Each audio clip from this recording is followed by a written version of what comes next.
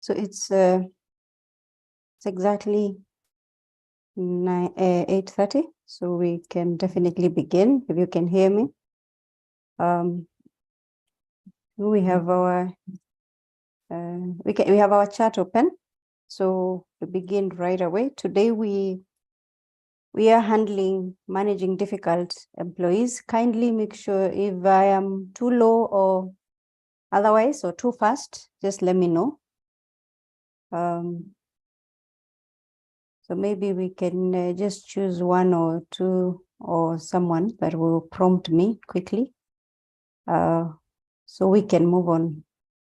So handling difficult employees. And this has been the question, who is really a difficult employee? In our understanding, who is a difficult employee? I see Maria had made a comment, so that tells me that we can easily chat so that we are engaging more and more. We are continuing to engage each other. I want us to use our chat very well. There's an exercise that I do every time we begin to train.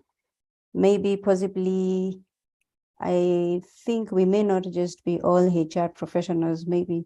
Could you please just chat and tell us who you are, your role in your current place, just in the chat. Don't unmute kindly, and just in the chat. Let's see your role, your current role.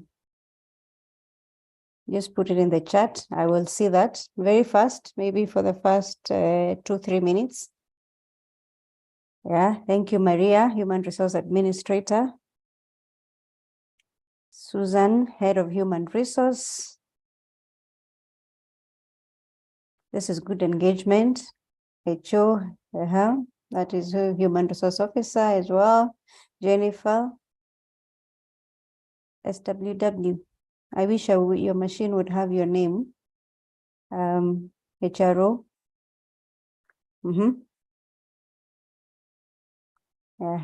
Senior HR Officer, that's Kebo. Head of HR, that's Lynn. We're doing well. I think we have how many that may not have given us? We are quite a number. We are 13 HRM. Faith Guaro. Hi, Faith. How are you? I'm good.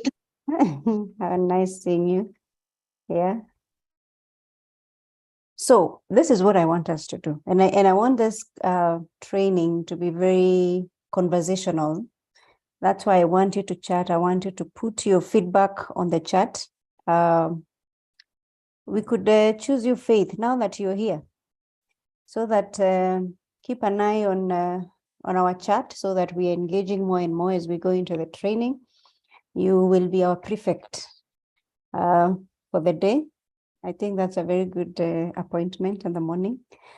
So keep me informed right there. Now, this is what I want us to do. Put down our titles.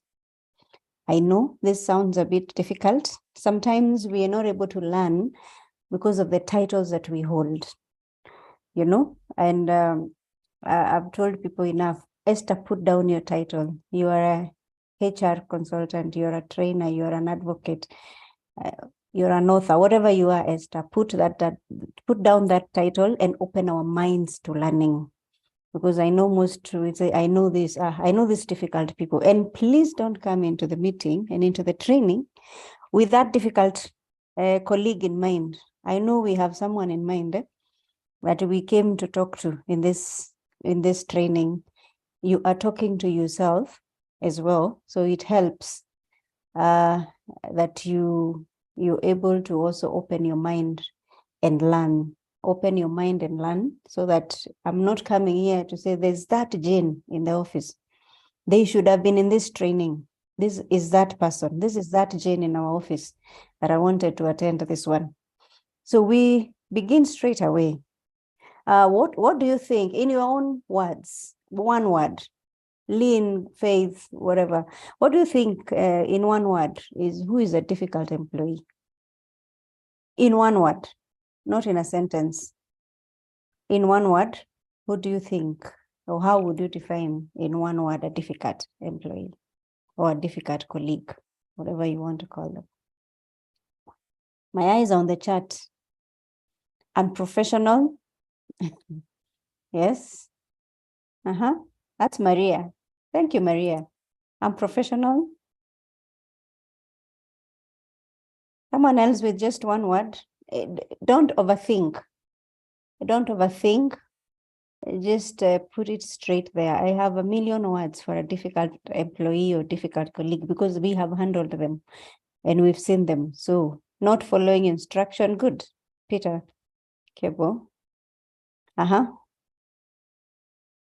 Uncooperative.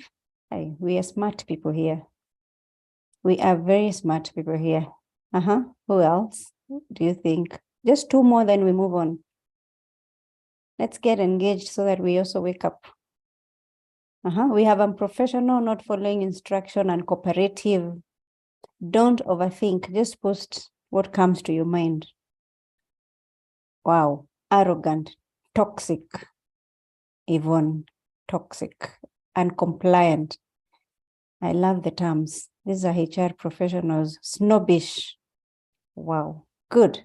I think we can move straight on. Now, my name is Esther Katiba. I'll be your trainer for the day. Esther is a HR professional, but we've said we put our titles down right now. So I am your trainer and I'm your colleague for now. Good. About the course, this is a 3-hour program. Course conducted through the presentations, discussions, and just note here that the certificate will be issued in your portal. Please, the certificate will be issued in your portal by 4 p.m. today. So, and let's stay on so that we are not saying we logged in and we jumped out at 1 hour. I know we have the admin tracking the attendance and participation, but not just because of being tracked, but for your own good and for learning, stay on. Good. The objectives, the course objectives. Now, today we get to discuss handling aggressive and passive-aggressive colleagues. Now, conquering negative thinking. Toxicity in the workplace. I know this is it. This is is it white or what elephant in the room? We have not been able, as HR professionals or leaders or managers in whatever capacity, you may not even be in HR, there's something called toxicity that we are struggling with and we are speaking about. I mean, everybody, if you go to workplaces, very few places you will be told have no toxicity. There's something we are all looking for called toxicity. We might find it and we will find it today. Then we will also discuss winning without confrontation. How to fight the workplace battles, how to win without confrontation. Good. So difficult employees defined. This is exactly what you have said. The term difficult employee is typically used to refer to a worker who, whether consciously or subconsciously, disrupts or hinders advancement of productivity in the workplace. Now, this is the argument, and I know most of us leaders, I will keep using the word leader so that I avoid the HR, because not everyone in this training is a HR.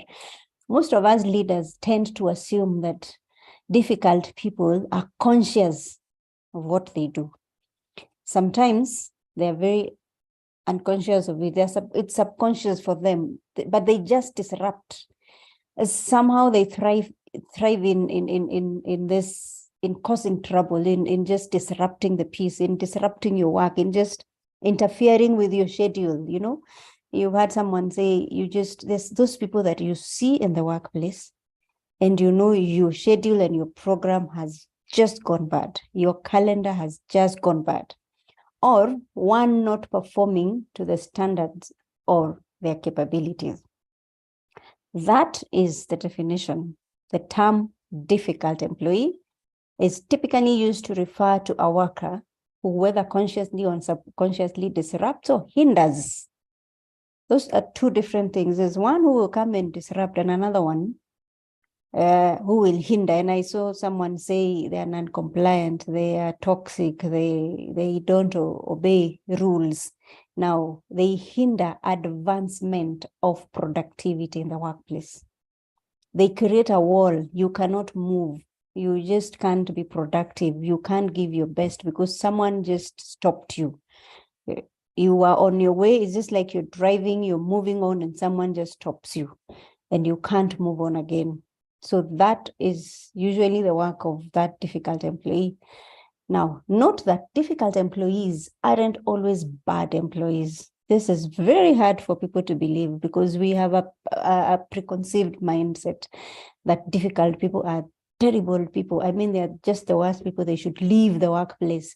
They are not worth being in the workplace. Now, difficult employees aren't always bad people. In fact, sometimes they can be your star performers, which is why it is even more frustrating how disruptive their presence can be. You've seen those best performing people, but they're just difficult people. And there's this conversation we always have as leaders. This gentleman is very good. However, he's just a difficult person to manage. So we are always fighting and struggling to contain a person. And you don't know whether to let him go or to keep him because he's a star performer. But there's something about that person that is not good. There's just something that is toxic, as someone said.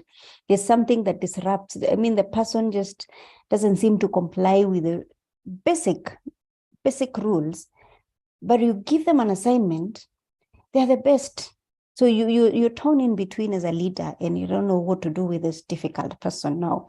Typically, they do not even realize the highly negative effect their conduct is causing to others in the company.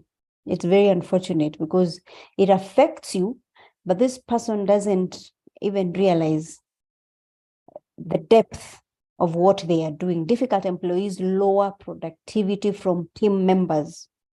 They are the source of employee complaint and can cause a significant drop in morale. Now, I was reading a book, The Talent Code. And the author said that at a certain point, the company was trying to check on the employees' culture and commitment. So they picked one specific person, and the boss told the person, now I want you to go to team A, divided people in 3 teams. Go to team A, team B, team C. In team A, go and be the best performer. I mean, cheer the people up, give them energy, make sure the work is done. When you go to team B, just show them how unimportant this task they are doing is. When you go to the other team, make sure nothing is done. So team A, go there and put on a different attitude and a different face. Be the best performer. Show up and psych the people up and get them to deliver. And when he went to team A, the team delivered top. When he went to team B, he made sure they were just mediocre. When he went, the same person went to team A, they delivered. The same person went to team B, they delivered 50-50. He went to team C and made sure he did not do anything and made sure everybody else did nothing. They were actually sleeping on the desks. And when they came to give their feedback, the employees didn't understand what was happening. And then the boss revealed and said, sometimes it is the culture and it is the people within a team that can define the performance of a team. We intentionally sent this person to team A with the best positive energy. And that energy drove the entire team to performance. The same person shifted, went with a 50-50 performance approach to team B, and team B was just, it may not be very important anyway, let's just do it anyhow. And they did 50-50. The same face and the same individual went to the final team and told them, don't even do it. It's not important. It's not even urgent for the business. So they never did it.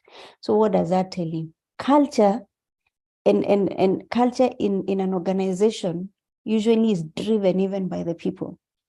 If a difficult person gets into team A and decides to show their best colors, things will go very well. They can go to a different group and make sure that you cannot deliver anything. Your productivity goes down. They will go to another team and just drive you to a corner where you surrender and leave. So we need to be very careful of difficult employees. We need to be careful of how colleagues behave. And we also need to be focused and know what we are doing in a certain team, not to be distracted in our productivity, not to be distracted by these difficult employees. Now, left unchecked, long-term difficult employees can take every bit of joy out of an entire workplace, and they will likely cause you to lose the top performers.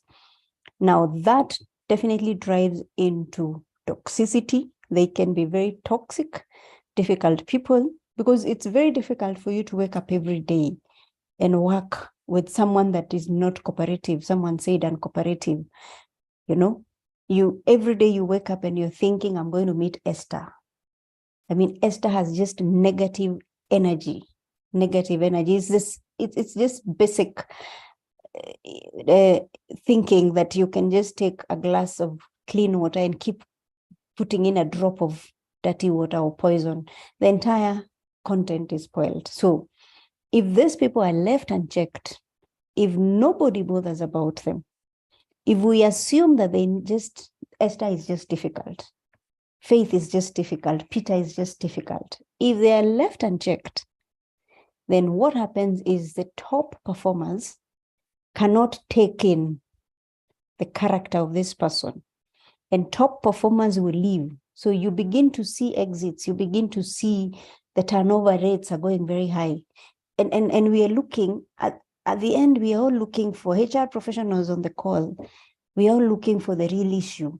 You don't understand what the real issue is. It's just that one person that makes people very uncomfortable in everything they do. And they feel it is not worth my energy. It's not worth my mental wellness, my mental health is more important.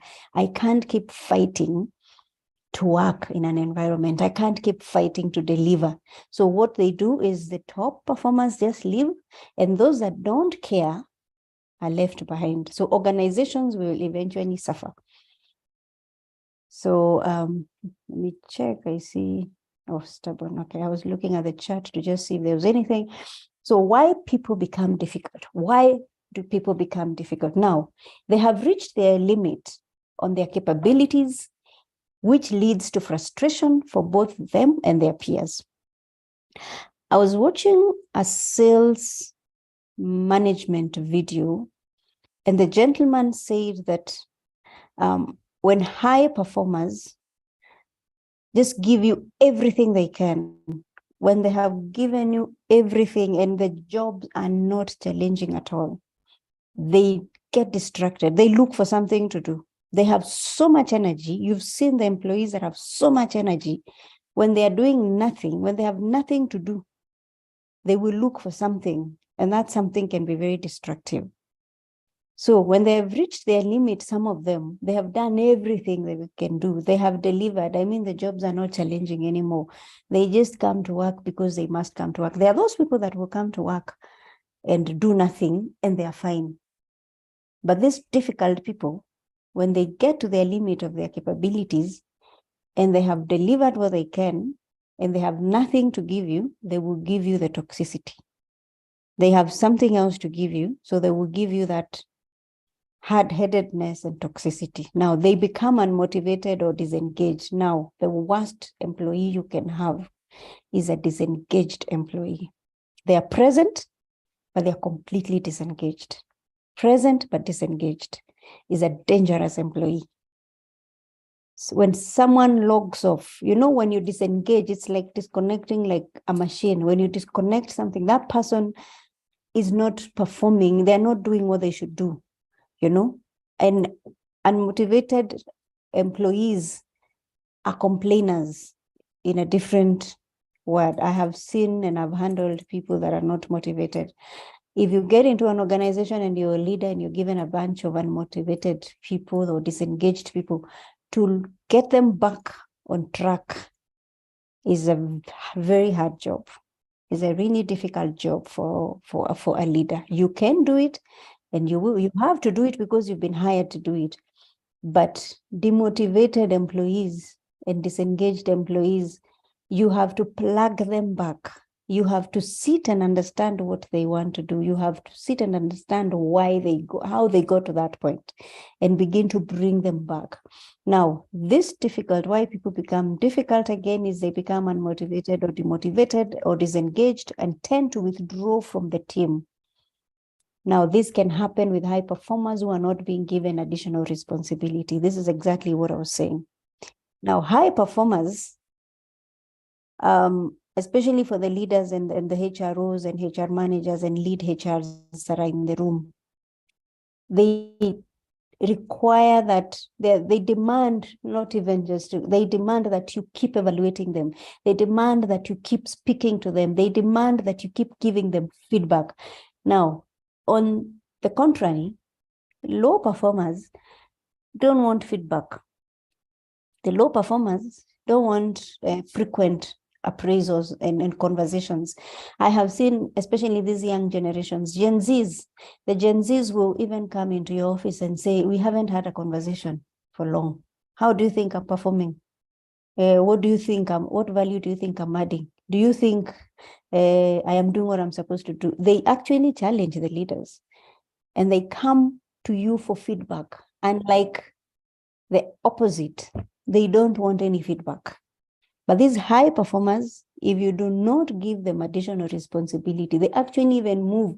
If you're not careful, they will move from their department and begin to do something in a different department. You will find someone in marketing is in sourcing. I've never understood, they just move. They've finished what they were doing in their department. They feel like it is not enough and they've moved into another department. Hence the reason why you need to keep engaging them. How are you doing? How are you? What else do you think you can do?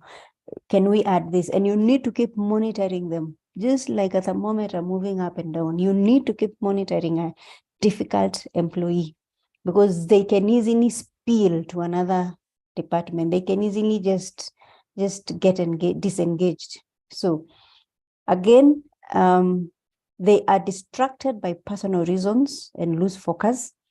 They find the role too challenging or not challenging enough. Hence, they can lose the motivation. We have talked about that. Different people express themselves in different ways, and it is important to be able to manage each of these types effectively. Now, people management is a skill for every leader. We make mistakes as leaders to get into an institution or an organization and bundle people up and think that because these people are all in marketing, they are the same.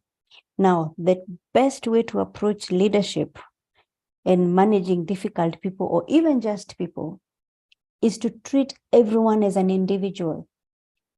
When you get into a space and you have to manage people, understand how Esther behaves, understand how Peter behaves, understand how James, every other person, understand how they behave as individuals before you put them in one basket. Because when you put them together in a team, there are things that will happen. You will begin to resolve issues. You will begin to get some friction. It's because people are different. So if you're able as a leader to understand different people, you will be able to pick a difficult person and say, Esther is difficult, however, she's a performer. And Mary is not a difficult person, and Esther could cause trouble for Mary. So how do I manage these people who are in the same team and must deliver together? How do I manage Esther and Mary and John and James to deliver in the same team despite their differences? So getting even to have those personal conversations with individuals, especially if you're the leader and if you're in here and you're a HR, once in a while, it doesn't have to be a formal conversation with your people. Sometimes it's just a walk to the cafeteria or a walk to the car park or to the stage. Just that conversation with one person gives you an idea who the person is and where they are coming from and maybe what they are going through. Then you get to understand that is why Esther behaves the way she behaves. That is why Mary behaves the way she behaves. Because sometimes someone will even talk to you about their family issues just as you walk, and you will understand that's why the person is withdrawn or the person has gone through something. So putting people in a basket is a dangerous thing to do as a leader, or yes, as a leader of the HR. It is important for you to understand your people. I know some of you have thousands of people, but even on a virtual call, on a virtual call, you can understand. You can almost pick the character of a person. There are those that just jump out and talk. There are those just you must call them out to speak. Now, those are differences and people behave in different ways. So types of difficult employees will move the drama queen. They exaggerate everything. Well, they entertain. I think when you need entertainment, it works, but the office is not an entertainment space. So they will just exaggerate everything. I mean, something so small is blown out of proportion completely. So that is what happens to the drama queens. They just, everything is inflated. It was just, I said this. By the time it gets to the next level, it's such a huge thing. And you hear it in the company and you're thinking, seriously? I simply meant 1, 2. It has gone to management. It has gone to the region. It is everywhere. By the time you get it, it is a different thing. You've heard of that broken conversation or broken telephone thing. I whisper to you something. I mean, by the time it gets to the end, it's a whole different thing. So watch out for the drama queens. Watch out for people that just throw tantrums. They're just dramatic. They're just dramatic people. But you must work with them because people have, just like we've said in the previous slide, people are different. People have even come from different backgrounds. They're actually projecting what they have received from childhood sometimes, or the experiences that they are having. So sometimes the drama you see in people speaks deeper than you can think. So there are those drama queens that we just exaggerate. I mean, you give someone, you know that when you give it to Mary, it goes out of proportion. Now there's this second one that is a know-it-all. And I know we are here saying, this one I know. This one, I know there's a drama queen in your mind now already. This is that one in our office. Or I once worked with that, or I know someone in our church, or I know someone in my community that's just a drama queen. There's another one called the know-it-all. These are the experts on everything. And I've seen memes and conversations going around that everybody knows HR in the organization. I mean, from manufacturing, technical people, they just know HR. But there's that person that just knows it all. They are experts on everything. They believe that they know everything and are always right. Now, you can manage a person who believes that they know everything, but it is very difficult to tame a person that believes that they're always right. It becomes a very difficult conversation. It's war. It's a hard thing to do now because you can never convince them. Even before you speak, they know that you're not right and they are right. Now, there's another one, as it was called on the chat, stubborn. That's a donkey. There are people that are just stubborn, naturally stubborn. Anything you tell them, even that which is baby information, that is simple information, they have just a mindset that if they're not stubborn, it's not working. They're just stubborn people somewhere. Whatever you say, whatever you tell them to do, whatever you propose, they will just act stubborn. There's a slacker that puts in half the work and tries to avoid own responsibility. Now, remember the story of the guy that went in 3 groups? Now, at some point, the boss said, just go put in half. Where there was a 50-50, they actually told him, go and be that slacker guy, you know, and make sure that is the spirit and that's the team spirit you drive. And make sure nobody in that team, even the highest performing, delivers to their best. And he managed. So there are these people that just get into your team. They are slackers. They just make sure that you never deliver the best, and they don't want responsibility. You know, when you want to give more work, they just say, give it to so-and-so, I'm busy, give it to so-and-so. They don't want it, and you will know that they avoid it. Now there's a challenger who resents authority and challenges the boss. Very argumentative. I've seen them in boardrooms. I've seen them in management meetings. I've seen them in different places, and not just in the office. Sometimes you know this person that just waits for the boss to speak, that will just argue at everything, and it never gets to the end.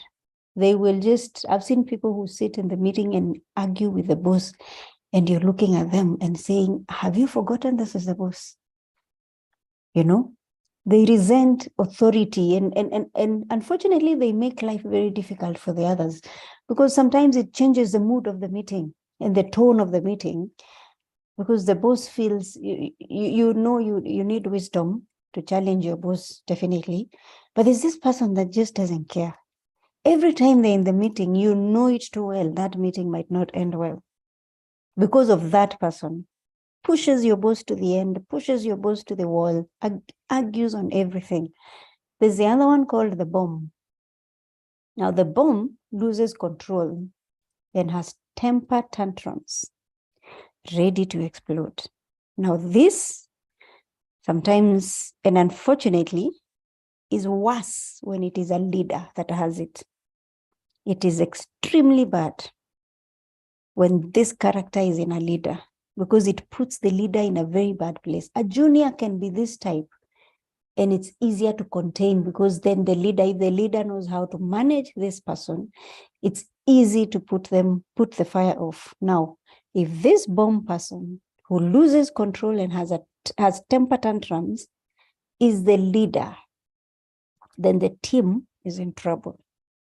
So if you're in this training and this is you will need to manage, you will need to manage your temper, because there are these people. This is how talent leaves an organization as well.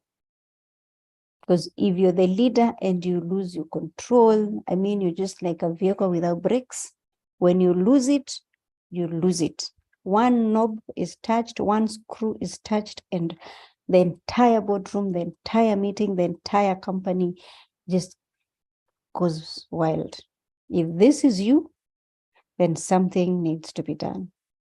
Now, there's another one, the power grabber.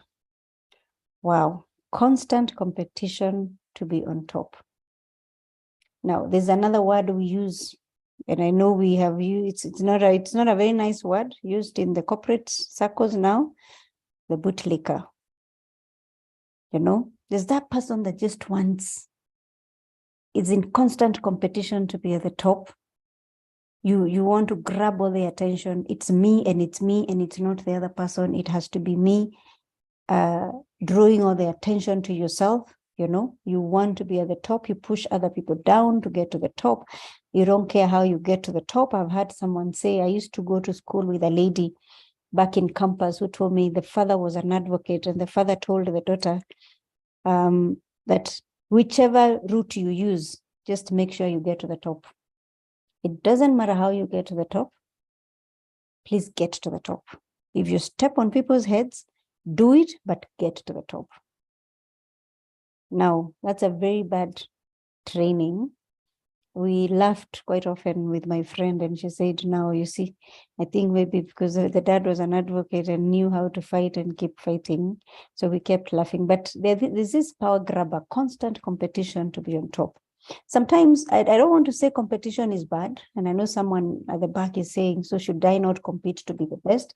It is important for you to compete to be the best, but do not bring other people down on your way up. If possible, pull other people up. Your success is pegged on the number of people that you also take up with yourself. So maybe going back to this as we engage, because I know I've spoken so much in the chat. If you're that honest person, you see yourself somewhere, or you know something that you need to share with us, keep us engaged on the chat. Let it be conversational. I think this topic is very good, and I told Dan this is one of the best topics because they are conversational. It's a topic that you really also want to talk about, especially as you're dealing with people, managing people in whatever capacity you're in. So keep the chat going. Let's keep talking on the chat, and let's also screen what's happening and see if we can see ourselves. Being honest with yourself, you can see sometimes yourself somewhere, one time or the other, you acted like a know-it-all. There's a time you were the bomb. There are times I've lost my temper. And then there are times you also say to yourself, I think in that one I was a bit stubborn, or you pushed and even challenged the boss. So you can be a person in different capacities. Yeah, you can be a drama queen once in a while. You might have been a know-it-all, the donkey, the slacker,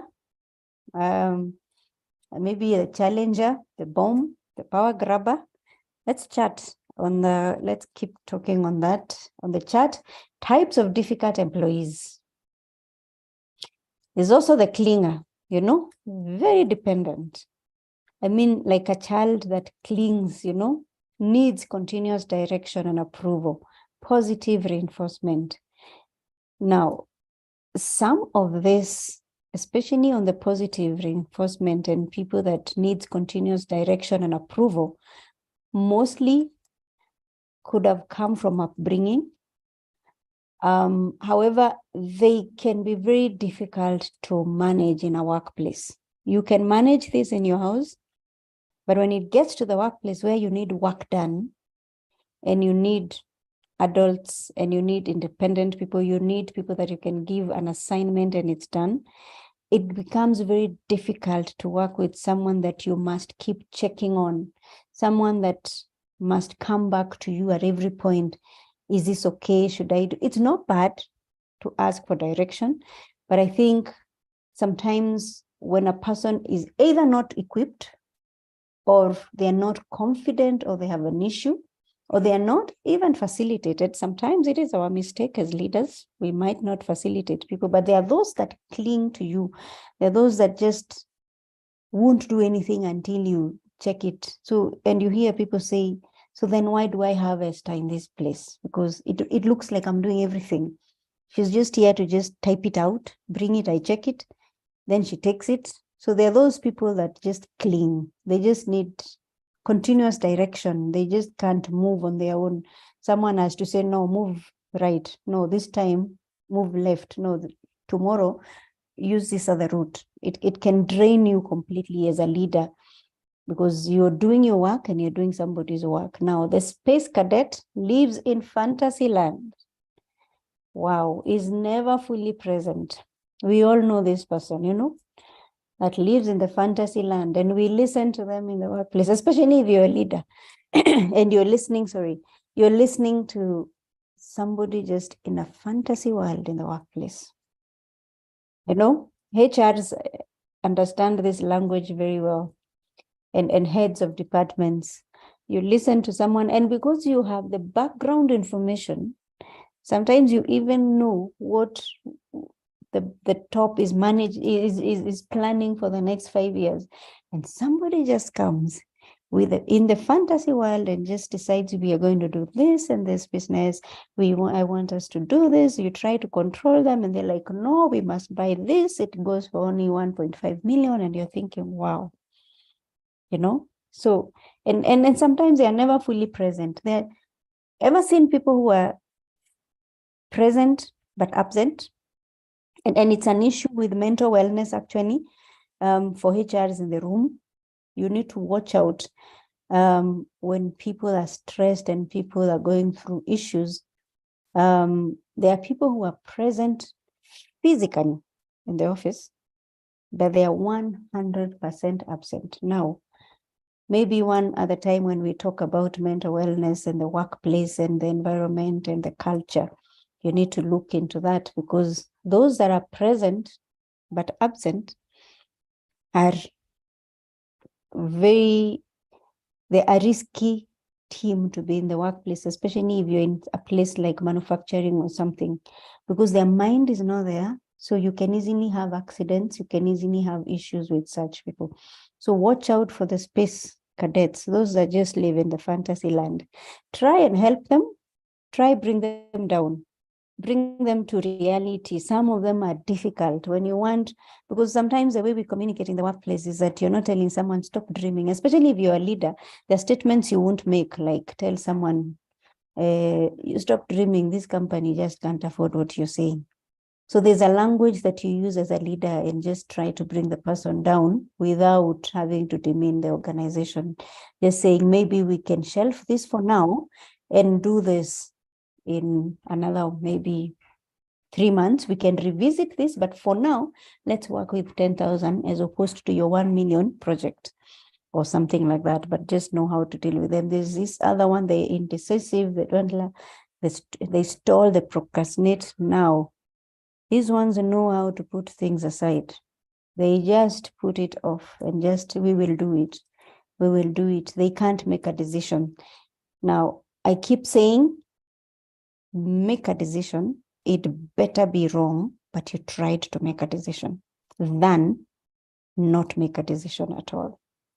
I think even leaders and your bosses will respect you for an attempt to make a decision than make no decision at all. Sit there and tell me that I did not make the decision because I thought this and this and this might happen. So you sat for 5 days or 3 days making no decision, not attempting to make a decision. You better attempt to make, it shows that you can make a decision actually. It shows that you even thought through the process. You thought about something. There's the other whiner. There's a person that just complains and finds fault. It's a common thing, fault finders. People just say, this one is a fault finder. We can't do it. Those people that have just this language on their lips, we can't, it's not possible. It can't be done. Not now. We can't afford it. We just can't. We can't. They inject that dose into people, and other people just believe, okay, we can't. They complain about everything. They complain about the temperature. They complain about the water. They complain about the tea. They complain about a mug.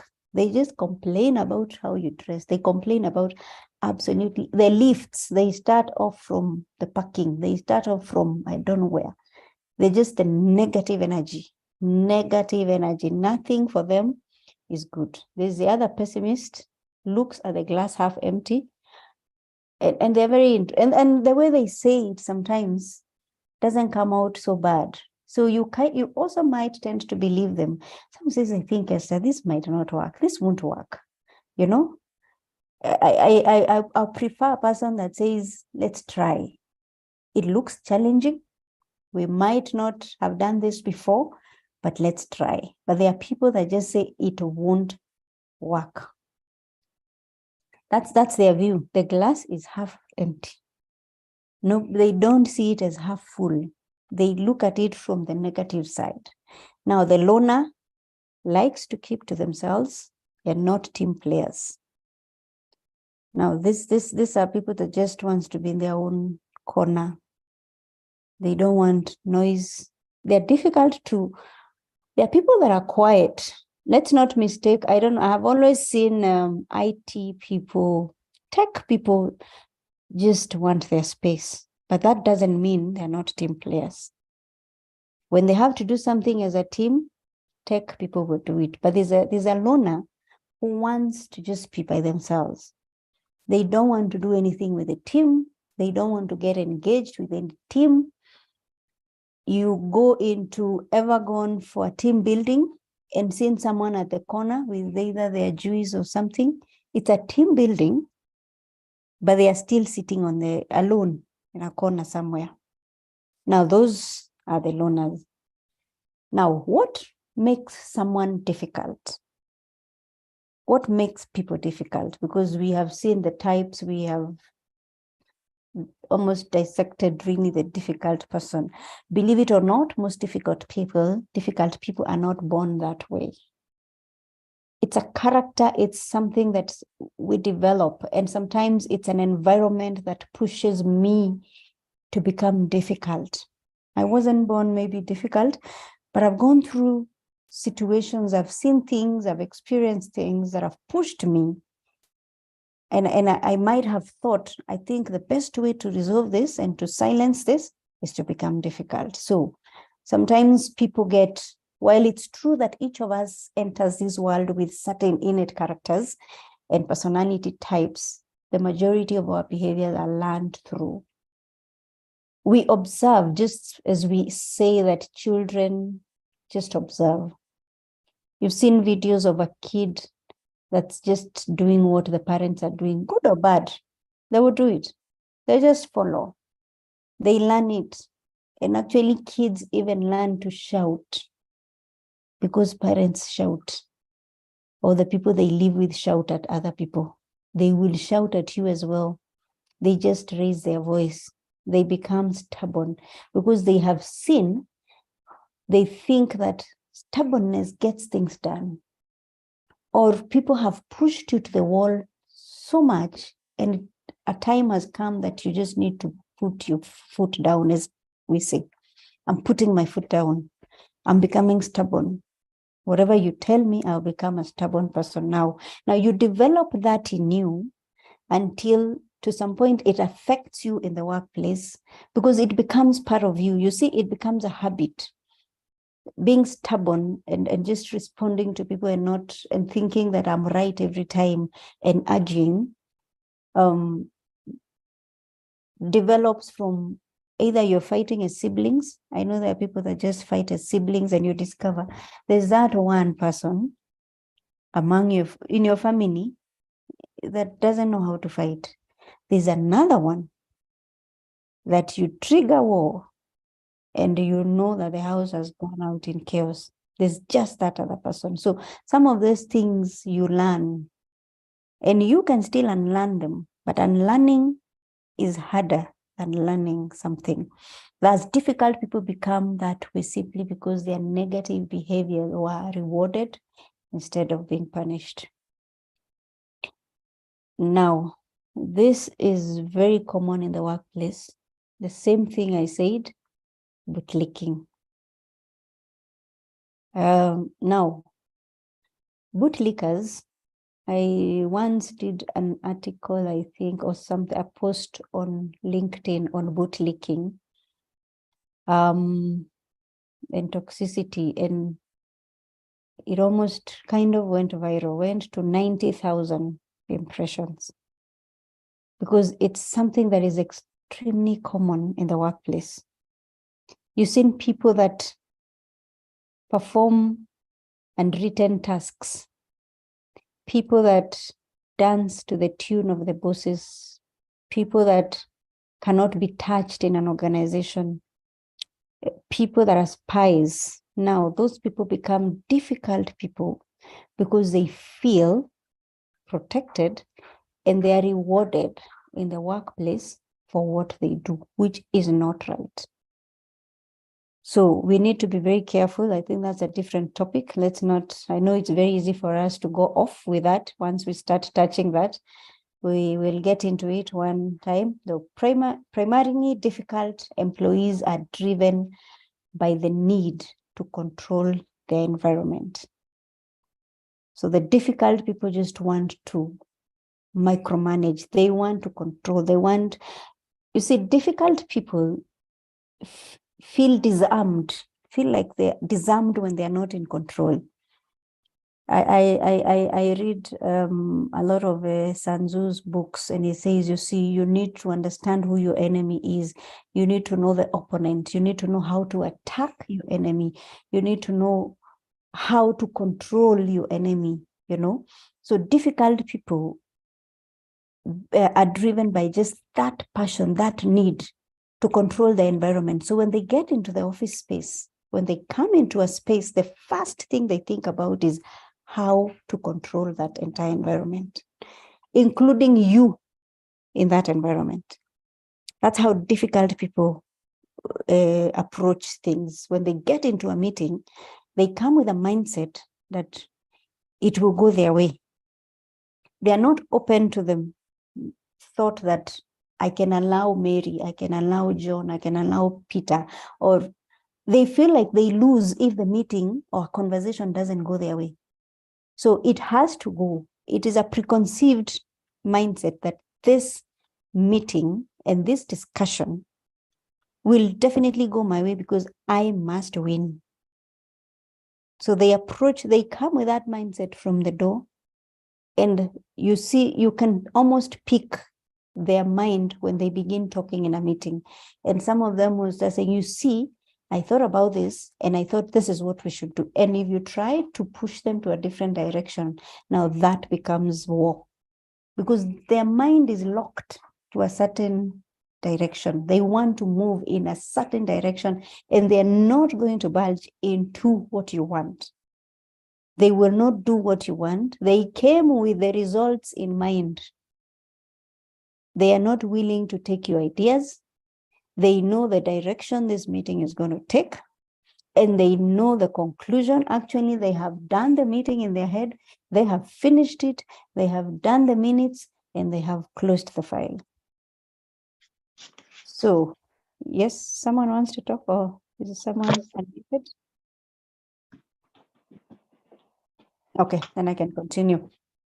Let's mute kindly so that we will, at the end of this handling difficult people, we'll give you a few minutes. So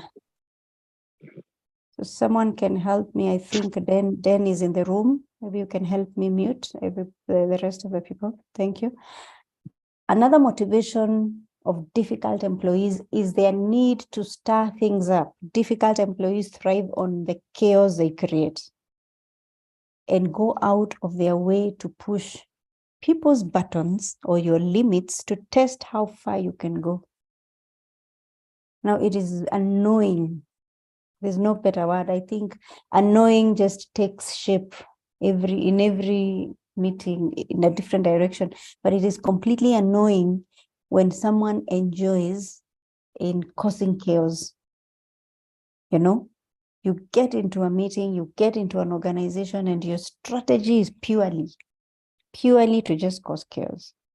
And you thrive. That's when you see that guy at the end who's put his feet up, caused chaos, and now everybody else is running up and down to put out fire. So the person just enjoys, just enjoying you running up and down like headless chicken, trying to put out fire that they have caused. And they want to push you to the limit, push you and see how far that can go. I mean, how elastic can you be? You know, they stretch you and you deal with it this time. They feel like next time they come again 2 weeks or 1 week later, or even the following day, decide, I think I didn't pull her too much. I need to pull again and see if she can just lapse or something or just cut. So that's how difficult people operate. So when you see these people that keep pushing you, it's wiser for you to just understand who they are and how they operate and know when they are coming to you and you know how to attack or how to give the feedback. Because there are solutions and there are ways that you need to handle difficult people. We will deal with that. Now, these employees don't care whether they generate a positive reaction. I thought when I was looking at this and I just said it's like a chemical. You see, just the other day I went into a school and learned that these junior secondary schools, of course, are having a lab. And so we were going through the pipettes and all those things, you know those things that we were using in the lab. And we were talking with some board members and saying, You remember how we used to test chemicals in school? Actually, the teachers would leave us and we are thinking, let's just mix this one and see what comes out. And we would get burnt sometimes. You'd leave with your hands yellow sometimes. Just mix. Let's see how that reaction comes out. It's just a stage. You want to test and see what comes out. So these employees don't care whether they generate a positive reaction like praise or a negative reaction. We didn't care whether we were going to get burned. Most people even used, was it peroxide on our hair or something? I don't know what it was. You mix things and you just that drive, that passion to just see what can happen. Let's see what happens. Just mix. And there's always that person that said, so what? Mix it. If it blows, it blows. So there are these difficult people that don't care whether they generate positive. For them, it's just to be seen, to be heard. It's the drama queens. It's just who they are. They just want to be. They know it all. They don't care whether they generate the praise, the reaction, the negative reaction, or they be yelled at. They just don't care. They have, what makes them fulfilled is that they have done what they think they should do. They derive their satisfaction in disrupting your peace and stability. So you need to know them, and it would drain you personally when you compete with them, because their satisfaction and their joy is disrupting your stability and your peace. Now, when they have done that, they have won. Now, when you begin to fight back, you get drained, and they win and keep winning. And that's why sometimes it's just good to understand them and know when to keep quiet and know when to just watch them do their drama, get tired, and walk away. Or you will know how to put them in their place, because we will check on that in the next few slides. You will know how to position them, because you also can't let them be. They will mess the entire organization. You will lose talent. You will lose motivation. The workplace will be a toxic place to be. So you just need to be careful. So how can you best deal with a passive-aggressive person? Identify the behavior for what it is. If it is hostility, it is hostility, and call it by name. The big thing there is to recognize the phenomenon, the behavior for what it is, to see it as a kind of hostility and not be fooled by the innocuousness or harmlessness or unoffendingness, the sugar-coatedness of it. That is Wessler's advice. Now, once you recognize it's a sign of hostility, it emboldens you to deal with it. So make sure, once you have recognized that this person, this James or this Jane person is just a difficult person, is a hostile person, then position yourself to deal with it. Because you also cannot allow one person to disrupt or disturb the peace of every other person. Now let's look at this one. Passive-aggressive and assertive person. Now we'll look at the passive person. And I want you to, now here we will engage in the chat. We will engage here in the chat. We will go through this, and I just want you to type where you find yourself. You could find yourself in different categories for different things. Now, I want we are 50. I can see we are 50 going in 50, 51. So if you find yourself in passive, by the time we are at the end, I want us to engage and say, I find myself in passive. There's a place where I find myself aggressive, and there's a place where I find myself assertive. Now, the passive person is afraid to speak up. And that's just a personality. There are people that just never speak up. You've seen people who are told, members of parliament, that the term is over and they never spoke. I don't even know how they get to that place, because you get there by speaking. But there are people that just don't speak up. They are afraid to speak up. They actually in that position, and we've been there, maybe most of us, where you feel, what if what I say doesn't make sense? What if people laugh at me? What if this and this? So it just creates a fear within you to even say what you have to say. Now, there's another person that just doesn't think or doesn't care. They say it as it is, you digest it, you process it. But the passive person is afraid to even say anything. They almost, I have relatives that you can almost ignore a whole 2-3 hours in the room.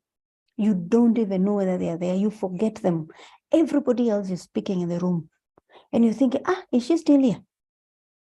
Because they have not spoken for 3 hours. So the passive person also, there are those that speak softly. They are so soft. Now they are overpowered, of course. We will go to the aggressive ones. They kind of overpower the passive ones who are so soft, and you might not even hear them, but they could have a lot of content, but very soft. They avoid, the passive person avoids looking at people. They show little or no expression, then slouches and withdraws. They're very easy to withdraw. They just withdraw because they can't fight and they don't know how to shout and they don't know how to push the limits. They just withdraw. They isolate themselves from groups. Now that's a person that we were talking about. They can be in a team building, but they are just at the corner, either watching you or on their phone, now that they're gadgets. Agrees with others despite personal feelings because they want peace and they do not want to create any war. They say, yes, it's okay. They don't have the muscle to fight back and just say no.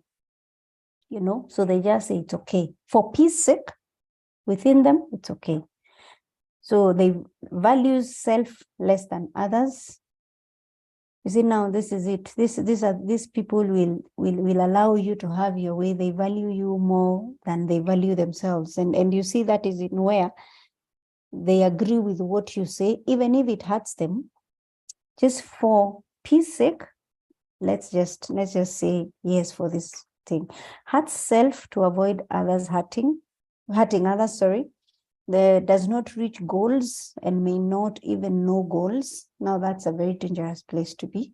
And it becomes difficult to get to your goals because you will isolate yourself. You have withdrawn. You cannot work in groups, you don't want to ask things. You don't even speak out. So it kind of puts you in an awkward place where you can't achieve what you need to achieve. And you're okay. They just say, you're okay, I'm not, it's fine. For them, it's okay. Now, this aggressive person in red, and I am suspecting we have some aggressives here. Of course, we have some passives.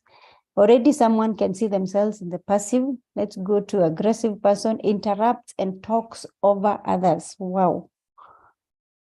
We have these people. I think the blend just makes life very interesting. However, it can also be a bit irritating. But an aggressive person just talks over other people. You're talking and they just talk. They cannot allow you to finish something, They ban, wanachomeka to talk. They can't wait, You're taking too long to finish. Now, you can imagine a passive person and an aggressive person in one room and in one meeting. The passive one will never speak. When they try to speak softly, because they speak softly, the loud one, the one that talks over other people, will talk immediately. So the aggressive person speaks loudly, glares and stares at others. They are bold, They just stare at you and feel nothing, They intimidate by using expressions. They just look aggressive. They just look like they want to fight. It just has to be their way, Stands rigidly, crosses arms, invades the personal space of others. Now, this is a very common in the workplace. You can tell people just come in. They just get into your space. They will ask you any question, including your home, including your marriage, they just talk, They just ask you anything, anytime, anywhere, They control groups. There are people who just get into groups. They just appeared, found you doing something, and they come and control the group. And all of you are looking at each other and wondering, where did she come from? You know, it's just in them to lead. It is a good thing to lead, but now when it comes to this point where you control and you kind of want to micromanage, you get into a group and it is your direction. No, let's do this. No, let's. So if passive people are seated there, they will follow because they have no voice. This one has come in and they've taken charge of a group. And you will find most of these people taking lead. You go into groups, you're divided into 5 groups, choose a leader, they actually volunteer. Somehow, they speak over you, over your head loudly. It's okay, it's me, it's okay, I'll do it. So the passive person will never even represent a group or even group assignments. There's that person that people will say, give it to so-and-so. Even if you've met with the people for the first time, you can tell this is an aggressive person because they take charge, they control you.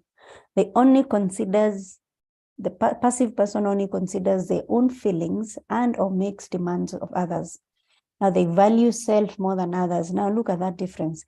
The passive person values other people highly than themselves. Now the aggressive, it's me. To know to the others, it's me. And that's why you see they will interrupt, they will speak, they will intimidate, they will control you, they will be rigid, they invade your space because it's about them. It's not about you. Sorry, it's about them. They hurt others to avoid being hurt. You know, they protect their space, protect themselves, and they will shield themselves because they value themselves. They will not allow you to hurt them. But it's okay for them to hurt others. They reach their goals, but hurt other people in the process. Now, this is a very painful thing, and it happens in the workplace. They will push you down. They push other people down. They push the passive people down. They step on them. They make sure they crush you so that you do not come up for them to succeed. You know, now for them, I'm okay, you're not, and that's okay.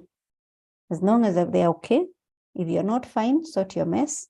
It's your problem. It's not their problem. Now, assertive person speaks openly, uses a conversational tone, makes good eye contact. Now, look at the aggressive. The aggressive person glares and stares. And the assertive makes good eye contact, means there's bad eye contact, which seems to be in the red. Now, the assertive person shows expression which matches the message, relaxes and adopts an open stance and expression. Now, participates in groups, participates but does not control. You know, they keep to the point. They value self equal to others. Tries to hurt no one, including self. Usually reaches goals without hurting others. And says, I'm okay, you're okay. It's about you and me. So that is the passive, assertive. There's a passive, there's aggressive, there's assertive person. So let's go to the chat. I'm watching. And we are not, nobody is perfect here. We put down our titles in the beginning and our biggest achievements and feeling that we are perfect. We are in a conversational mode. You can be anywhere, so you can always have, maybe you avoid looking at people or you isolate yourself, but you found yourself at some point in the aggressive box and the assertive. So what do you think? Let's post to on the chat. I am on the chat waiting. Or anyone, can one or two, can I allow one or two people to just say something in a minute, or chat, or just chat for order's sake? Let's chat for order's sake because we will, you can chat. Thank you, Anne Mativo. Assertive, partly passive. It's good. That's good. Let's be honest. I've found myself a lot around. It depends on the situation as well. do I see myself on passive more? No. I think I play a lot between aggressive and assertive. Just for you. Thank you, Susan. Passive, assertive. Wow. At times speak softly, Jane, but I don't think I'm passive. I'm more assertive. Mimi niko peke yangu huku aggressive. A combination depending on the situation. Assertive, a bit aggressive. Yeah, that's good. I like the engagement.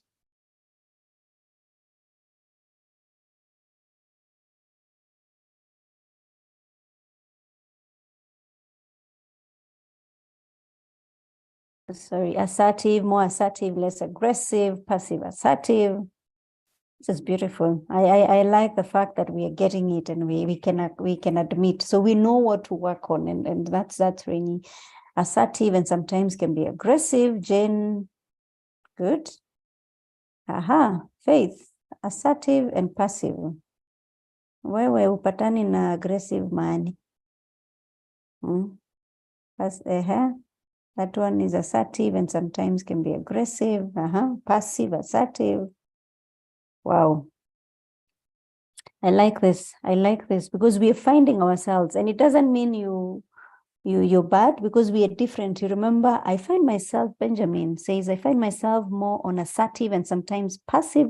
On negative pressure, I will find myself being aggressive. When you're pushed, now you and me in the same WhatsApp group. Assertive, but other two depends with the situation at hand.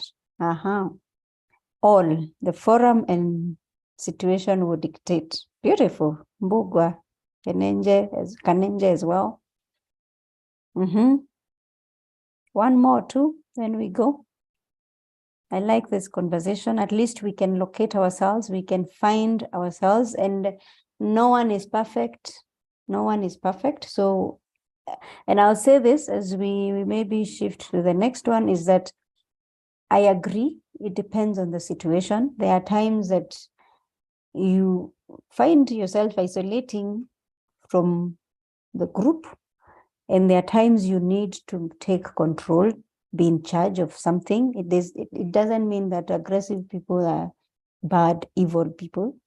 You can play in either of them depending on the situation, because as a leader, there are times you just need to control.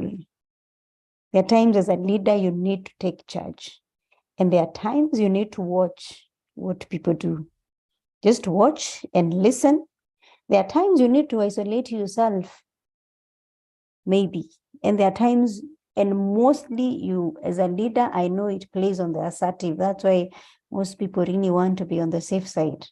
It doesn't mean that being aggressive is all evil, or being passive is bad, is all evil. It's not bad.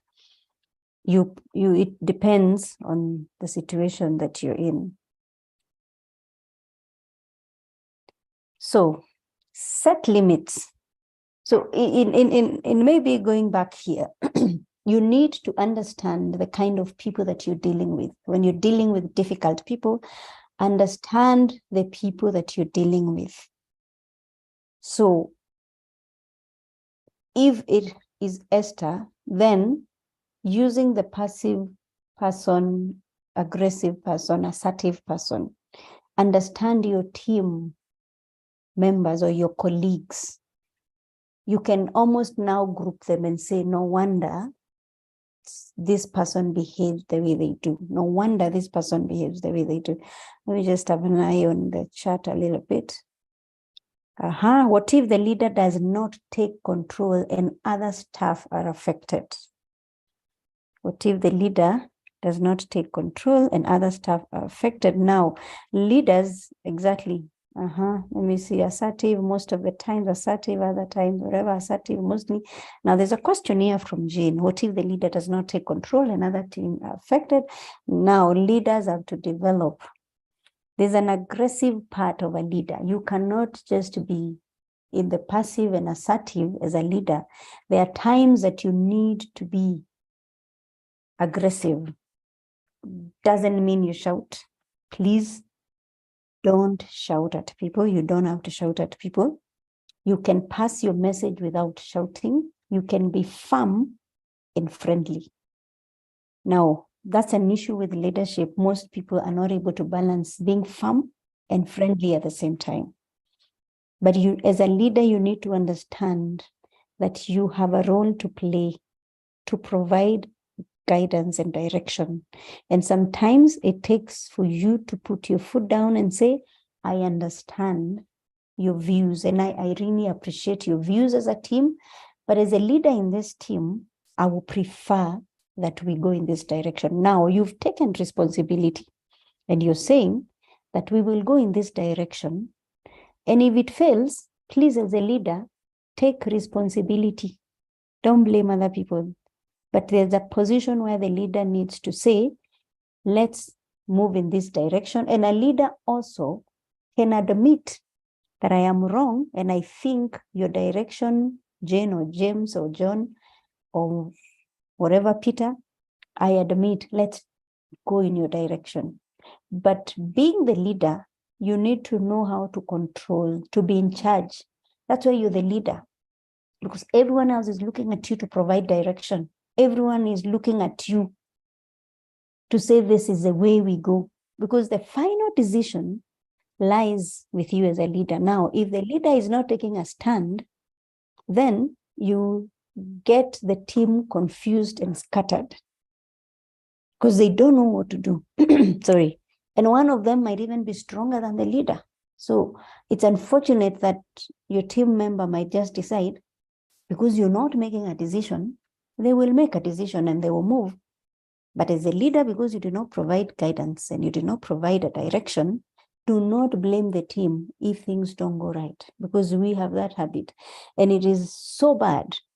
Something a leader should never do is when you go into the management or the top level or whatever level of a meeting to report on your group and on your team, you cannot begin to quote people below you. Oh, Esther made me feel. Oh, Dan made me feel. Oh, I don't know who made me feel. Because you're the leader, you take responsibility. That's why you should provide guidance, provide leadership. That's exactly the meaning, to lead. Lead the team. You've seen this saying, is it by Alexander, that says, I don't fear a flock of sheep. No, a herd of something, a group of lions led by a sheep. That I don't fear. But show me a group or a herd of sheep led by a lion, because it is the leader. You can be lions led by a sheep. Nobody even recognizes that you're lions at the back, because your leader, your success is dependent on the leader. But you can be sheep led by only one lion. Everybody will make way. So be a lion as a leader.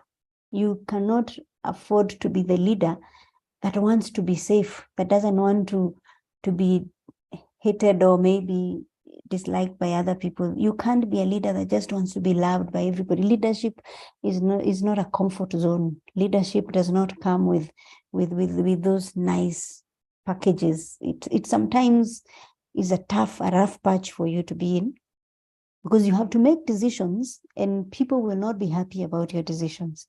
So if you're a leader and you came there to be liked, then you're in the wrong place, because you will have to make a decision at some point that makes other people uncomfortable, and you need to own that decision yourself. The results, the outcome will be yours 100%. So if the leader doesn't make a decision, then the team is not in safe hands. And maybe the team needs also to challenge the leader, and challenge the leader with respect. And if the leader cannot be challenged, then I think in most organizations, you can always escalate that.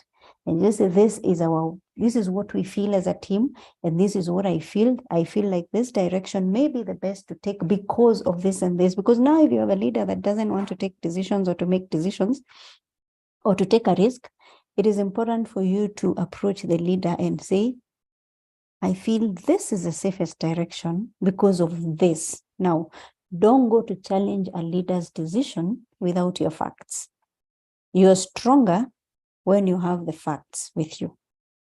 So we think that was the only concern.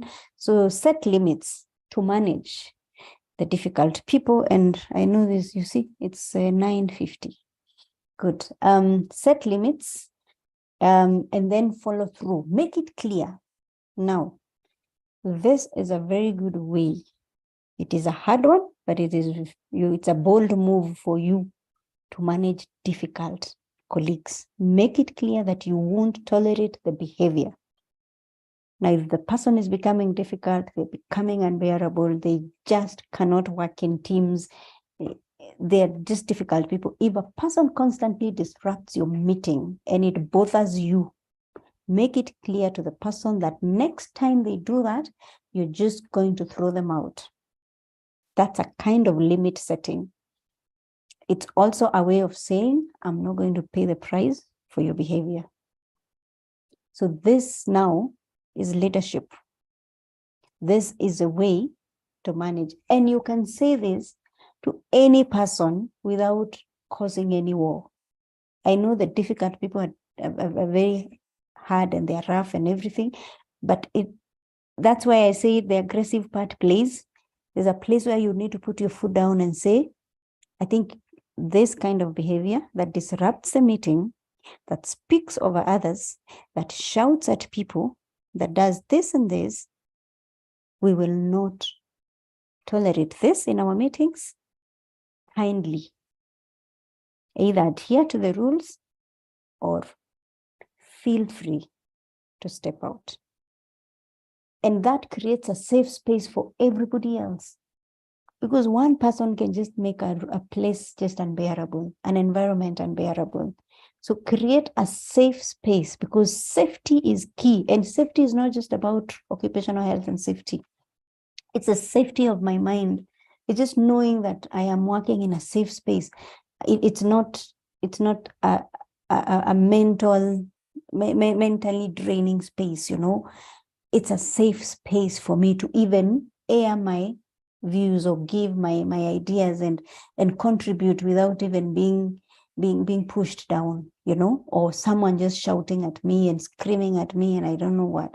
So create that safe space. And if the person is not able to remain silent and respect other people in a meeting, then it is okay for you to say, we will throw you out of this meeting, or don't come for the next meeting unless you're willing to adhere to 1, 2, 3, 4, to respect other people and allow them to speak and respect their ideas.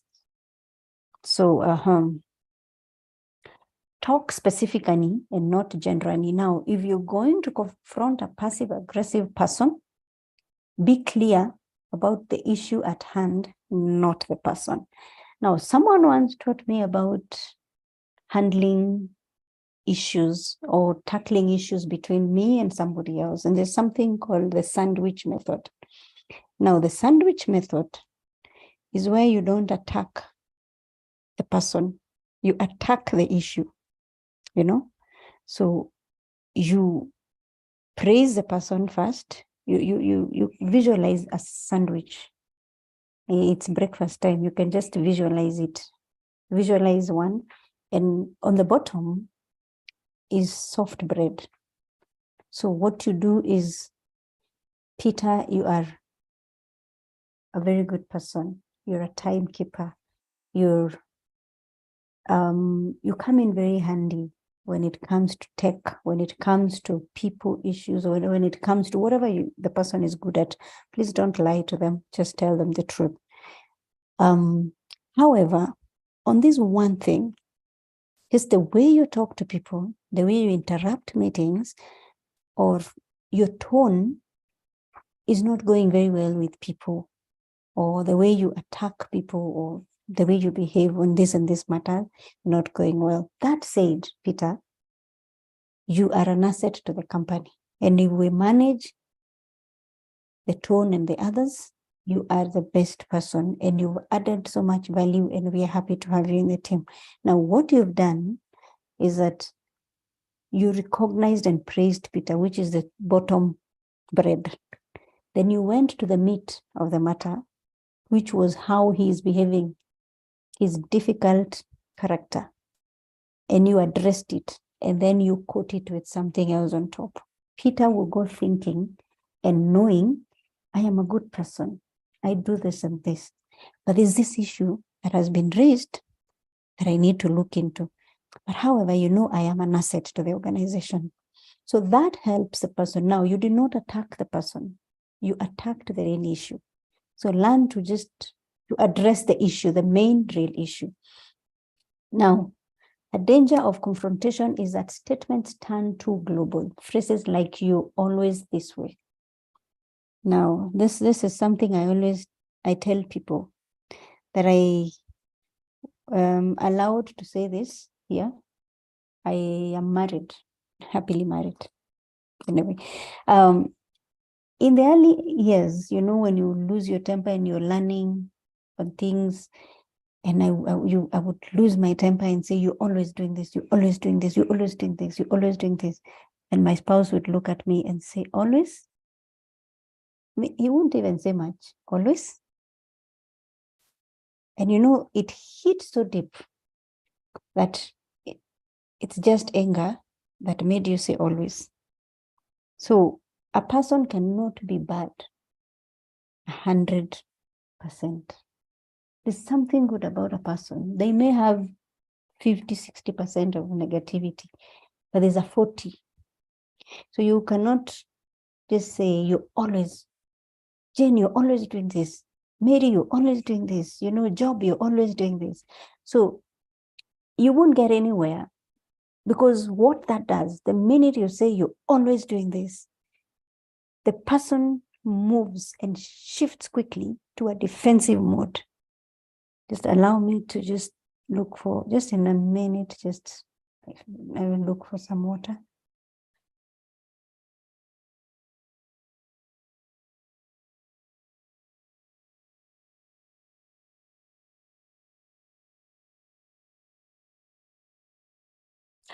Thank you. So when you attack a person and say that you're always doing this, immediately that person moves into a defensive mode. And now it becomes war. They are ready to fight.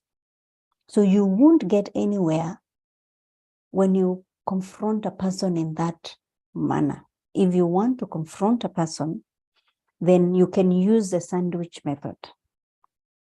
But if you come to me and you go to somebody in the office, and the first thing you say, you're always late, you're always doing this, it drains the person, and they immediately begin to fight. They are ready for war.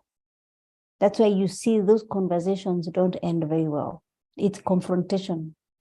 It becomes war. They have to now also defend their space. For instance, if the silent treatment is what gets on your nerves, explain that a specific incident where you were given the silent treatment was considered a hostile move. Call a spade a spade. We're not saying don't address the real issue. Do it. Sorry. Do it, but know how to do it. Approach people. I have this belief that human beings and even people at work, I am very specific and I speak a lot to the workspace. If you look out for me anywhere on social media, I speak to the workspace. People in the workplace come from different backgrounds. They come from different experiences. Every morning is a new thing for everybody in the workplace. You cannot say that my today is the same as tomorrow and the same as yesterday or whatever. People come from a different space. So it is how you approach people. I have learned a big secret in leadership, because even when I want to discipline a person, it is how you approach it, the tone you use, the kind of an atmosphere you create. Because you can even dismiss or terminate or separate is the best way for me. I use, you can separate with an individual and do it so peacefully. I have terminated people in the past and they come back with a gift. It's interesting because the person says, Esther, it's painful that this happened, but you explained to me exactly what happened, and make sure that somebody understands why you terminate them. And before they leave the room, they need to understand that you did not terminate. They did. They terminated themselves. Let them ask a million questions. Listen to them. So explain the incident, what happened. This is what happened. And for HRs in the room, please take the person through the process. Just tell them this is what happened the first time. And this is what the law says. It happened a second time. We spoke. It has happened. And this is what the policy and the law says. So listen to them and don't just throw people out of your room because they're emotional, they're human beings. Please listen to them and ensure that they are mentally stable before they can leave. Think about the person beyond the job, beyond the position, beyond your title, beyond your power to make decisions, the power pockets and whatever it is. Think about that person, because it's easy to change difficult people depending on how you approach an issue. And it is good for you to approach it. Don't sugarcoat it. Don't hide it. Just say, this is what makes me upset. And the way you say it as well, even in your social circles, there's a very good way to correct people. There's a way you say it and say, I feel offended when you do this. I feel offended when you see, you've shifted it from an attack of this person to yourself to say, this is how the team feels when you shout at them. And this is how people feel when you do not cooperate or when you cause trouble. So that the person's mind shifts from self to other people. So that way, you are not attacking the person and you're not saying you always do this, because that way you will not get anywhere. You will fight. But the minute you touch what other people feel, the person begins to think about themselves and begins to think about what they're doing to other people. This is what the people feel when you do 1, 2, 3, 4. Would you try and do it in this different way? Now, some people are just stubborn. They don't want to change. Now, at that point, then you will know when to separate and when to move to the next level.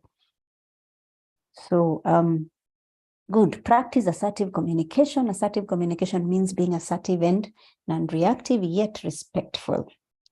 You have a sense of confidence. You're collaborative. There's a sense that you both want to resolve the problem in a win-win sort of way. And I think that's what I've just said. It's also important to listen and not inject accusations or blame into the conversation. Exactly what I'm saying. You see? Learn to listen, because if you want to resolve an issue, if you want a win-win situation, the other person need to see that you're willing to listen. Sometimes, sorry to say, it might be nonsense, and you might have made up your mind as a leader that this is what I want. And I'm going into a meeting with Esther, and she's going to change. And if she doesn't change, unfortunately, this is what is going to happen. It is okay for you as a leader to come with that decision in mind. However, listen. And don't just inject accusations or blame, because then it will not be a conversation. It will just be, you came to inform me and that's it. So just listen. You might as well hear something that changes your way you're thinking or the perception you have.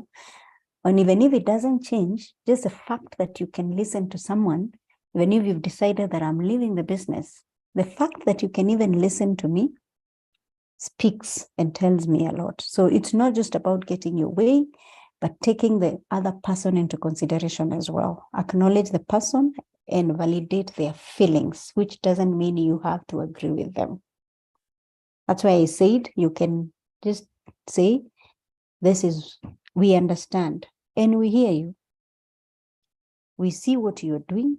We see what your plan is. Maybe you wanted to get the job done so fast so that you finish it and deliver results. But, You do not have to step on other people. You don't have to hurt other people's feelings. You don't have to do this. You didn't have to insult whoever, Richard or whoever it is. You didn't have to demean them. You didn't have to shout at them to get there. You would have done 1, 2, 3, 4. So just learn those ways of doing things. Now, stay calm. Dealing with a difficult person and someone say, stay calm. Yes. Yelling and losing your temper will only reinforce a passive-aggressive individual's fear that it's not safe to speak openly. Passive-aggressive behavior often stems from a fear of conflict. So stay calm when you're responding. This is an asset. Staying calm is an asset. It is a virtue that, especially as a leader, you need to have. And leaders are not just people in top leadership positions. You lead yourself as well. So learning to stay calm even when you're boiling deep within and speaking to yourself and saying, just a minute, sorry. Speaking to yourself and saying, it is okay, I will wait, I will listen. Breathing in and out, sipping some water and doing whatever you know calms you, but stay calm and avoid yelling, losing your temper, because it will only get worse if you start shouting. So just stay calm when you're responding. It actually gives weight. You see, there's a way you fight battles by being calm. You've seen people that shout at somebody and the person just looks at you calmly and says, when you're okay, when you're in your right mood, please come, let's talk. It kind of leaves someone with that guilt and a feeling of having acted silly. Why did I have to shout now? I lost my integrity. I just lost it, It actually costs you to rebuild the trust again. If you're shouting, you're all over. You can imagine a top leader shouting at each other with a junior. It's not a very good movie to watch in the office. You're thinking the leader should have kept quiet. Someone wants to say something? Someone has unmuted or something, maybe check. So communicating effectively with difficult people. Sorry, we think it's now 10. We're almost going over to finish this one of difficult people. Keep your cool. Benefits: maintain self-control, avoid escalation of the problem. That's exactly what I've said. Just even if you're upset, it doesn't matter how angry you are. Maintain and keep your cool. Try and keep you cool, because if you shout and scream, you will be someone that's unmuted. Help me, Dan. If you shout and you the two of you are shouting, you don't get anywhere. You won't get anywhere. So maintain self-control and avoid escalation of the problem. How? The first rule is, in the face of an unreasonable person, is to maintain your composure. The less reactive you are, the more you can use your better judgment to handle the situation. You lose your temper, you lose your focus, you lose your thinking, you lose your integrity. You will say things that you cannot. When we were younger, we were told there are 3 things that when you throw or when they go out, you'll never get them back. It was an arrow thrown, an opportunity lost, and a word once spoken. Now, those were 3 things that I grew up knowing that the minute you've let them go, you never get them back. And even if you do, it's really got to be a lot of work. An arrow thrown, an opportunity lost, and a word once spoken. So we would keep saying that when we were in high school and campus. Just watch what you say. Don't lose an opportunity. And even throwing, like an arrow thrown, once it goes, you know how an arrow, it just goes. You've let it go, you've released it, it's gone. You know, you've lost an opportunity, it's gone, but you learn your lesson. Now, in your anger, you could speak a word that's very deep. And the minute it goes out, that's why you hear people say, I've forgiven, but I can't forget what they said. So if you lose your calm, if you lose your composure, if you lose your temper, you will speak a word and people will always say, remember what that person said. So you need to be careful what you do when you're dealing with a difficult person and handling a difficult person. Just try your best. If you feel you're losing it, sometimes please take a walk or take a break. It is normal to feel that you're losing it because some people can really push you to the wall and be disrespectful. But it is important for you as a leader so that you do not lose yourself. We all know when we are losing it. You feel it. I mean, it's like a temperature that goes up. You feel it. You feel, I need to speak now. And remember, everybody is looking at you as a leader. Everybody is looking at you, and your words are weighty and more weighty than anybody else. The same word spoken by your junior does not mean the same. If a junior calls somebody stupid and the manager calls another person stupid, or the same person, it is heavier from the manager. So if you feel you're losing it, kindly take a walk. You know what calms you down, or you can even postpone that meeting to another time or another day. But don't lose your self-respect and self-control as a leader by losing your calm. Shift from being reactive to proactive. Look at that. Can you see how bad that looks? That is ugly.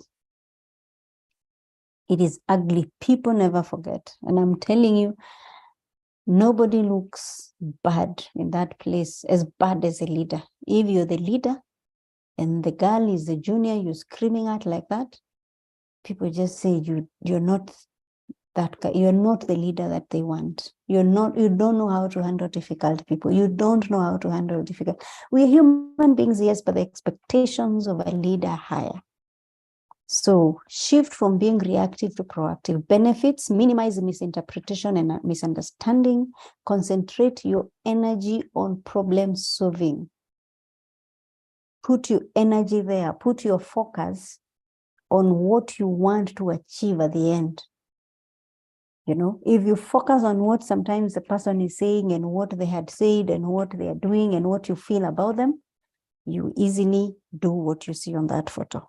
But if you focus on solving the problem, like this, even when people begin to deviate from the conversation, when tempers go up, when tones go up and down, when voices and people are just talking, you're able to say, no, guys, this is what we want to do.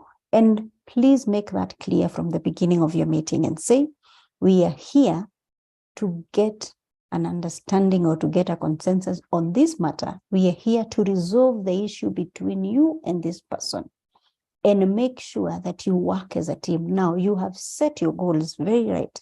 You have said, we are not here to fight. We are not here to, it's like a match. You are a referee. We are not here to be a ref for you two to fight or three of you or this team to fight. We are here to make sure that the team reconciles and continues with work. So don't lose that focus. Even when the tones begin to go up, as a leader, you need to remind the team, we came here, wait a minute, we came to make sure things go on well. We came to make sure you reconcile. We came here to make sure you, so-and-so, is able to work with the team. We did not come to attack you. We just came to correct things. That way you're able to solve issues and solve them. It becomes a win-win situation because the person needs to say, this is it. This is why maybe I've done 1, 2, 3, 4. And of course you get upset and you're thinking there was a better way to do it. But remember, you came to resolve the issue. You did not come to attack. So then how, when you feel offended by someone's words or deeds, come up with multiple ways of viewing the situation before reacting. Separate the person from the issue. Establish yourself as a strong problem solver with excellent people skills. Win more rapport, cooperation, and respect. In every communication situation, there are two elements present: the relationship you have with this person and the issue you're discussing. An effective communicator knows how to separate the person from the issue and be soft on the person and firm on the issue. And that's why I said you have to learn as a problem solver, as the key person here, to be firm but friendly. Now, striking a balance between that is a bit difficult, but it's achievable as a leader or the person, as a person here solving this issue, because you need to separate the person and the issue. If you have a personal issue with Esther and there's another issue in the workplace, please separate the two, because there's this issue and there's this other one. If you have an issue with me, that's a whole different story. But if there's an issue here, please focus on the issue. Let us not move into this other one. Let us not start attacking the person. Don't begin attacking. You are like this. You have always been. You know. I've actually, sadly, heard of or handled leaders cases where the leader lost it and insulted a lady with how she looks. This is how you look.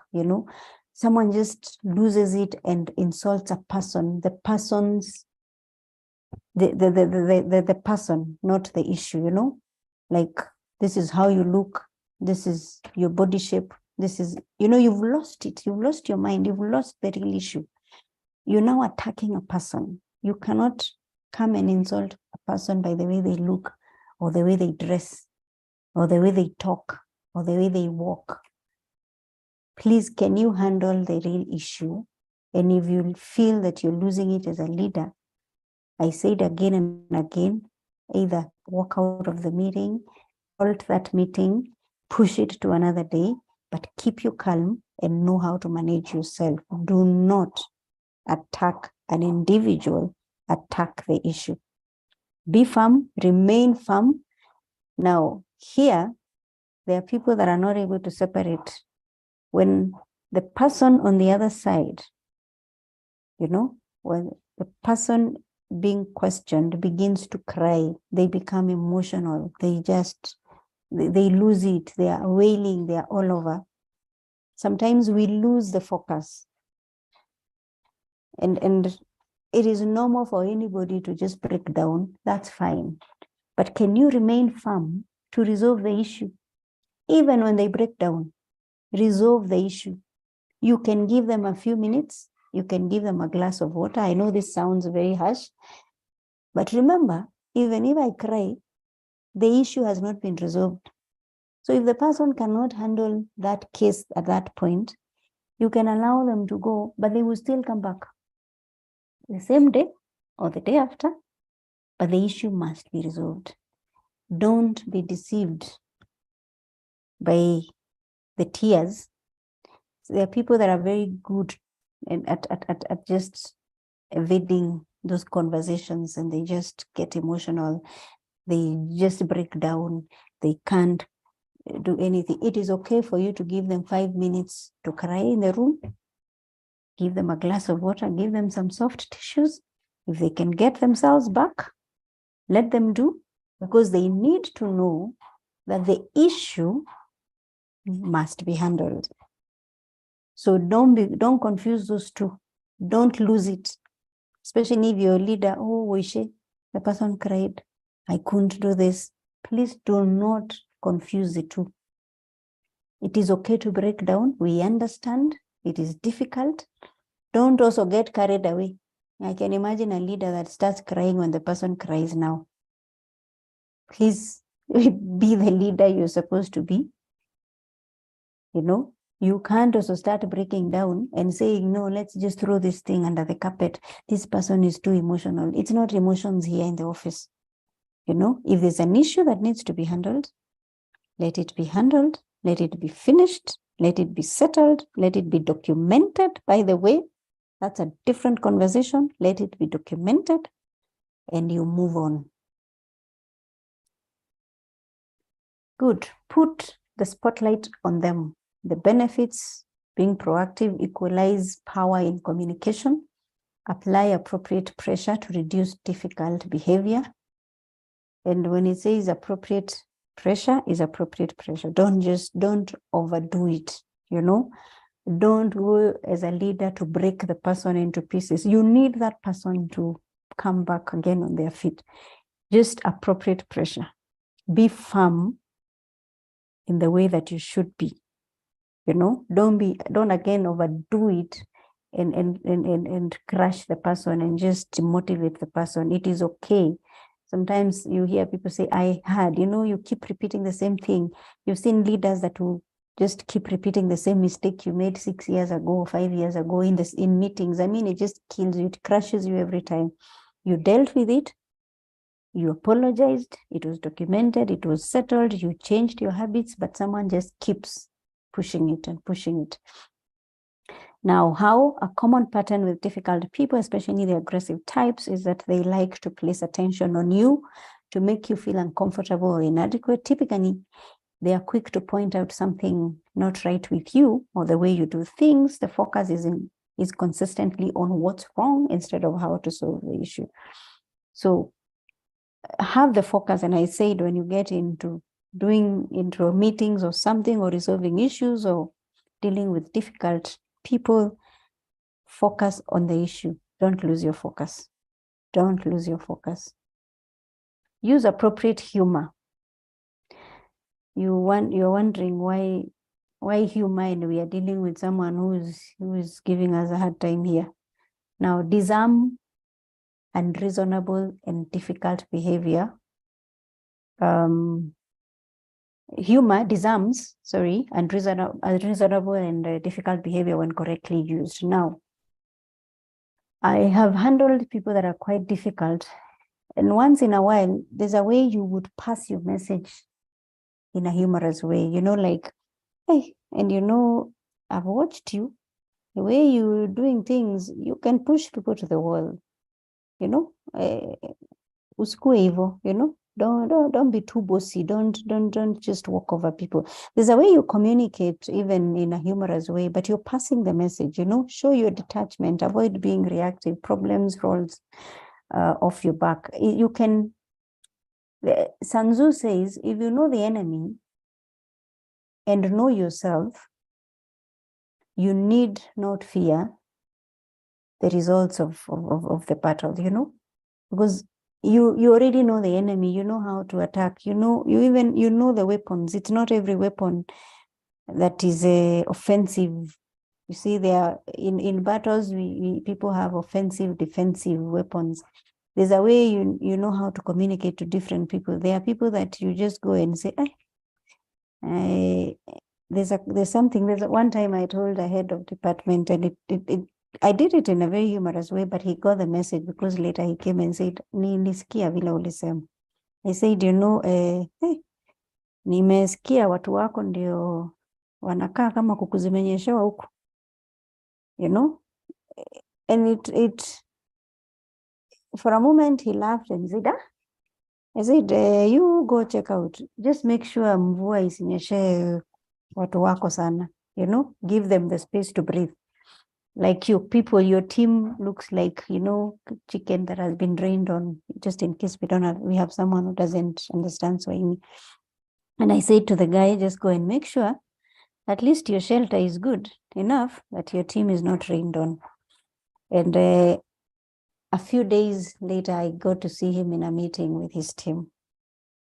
And one of the team member that had said something to me came and said, you spoke to him, because it's like he called us and said, oh, I'm being told you people are living in fear. You're not at your best. You can't operate this and this. But he got that sorted out. But you see the way you pass the message, it can be on the corridors as you go, the high five, but it is very deep. When the person knew I meant everything I said, and they went and had a chat with the team. So there's a way you can disarm unreasonable and difficult people in a humorous way and just make sure it's done. Of course, I had planned and I knew I was going to make sure it is done, but the person at least took that. Now, humor is a powerful communication tool. It eases the tension and builds a safe space to disarm them.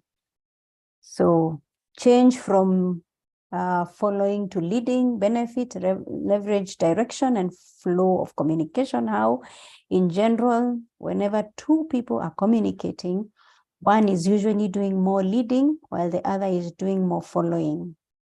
That is it when people are in a communication. In a healthy communication, two people would take turns leading and following.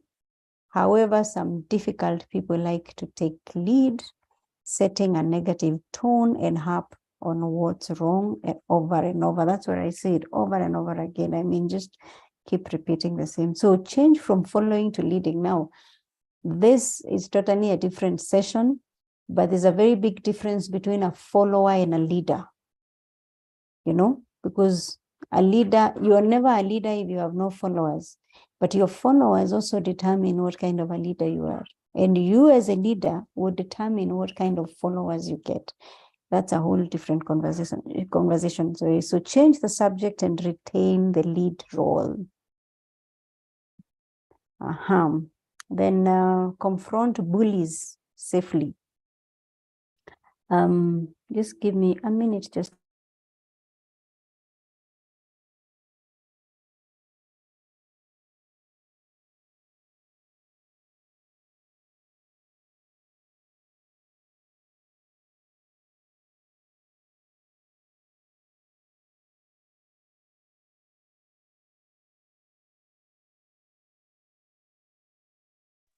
So confront bullies safely. Now, benefits of confronting the bullies safely. Now, reduce or eliminate harmful behavior.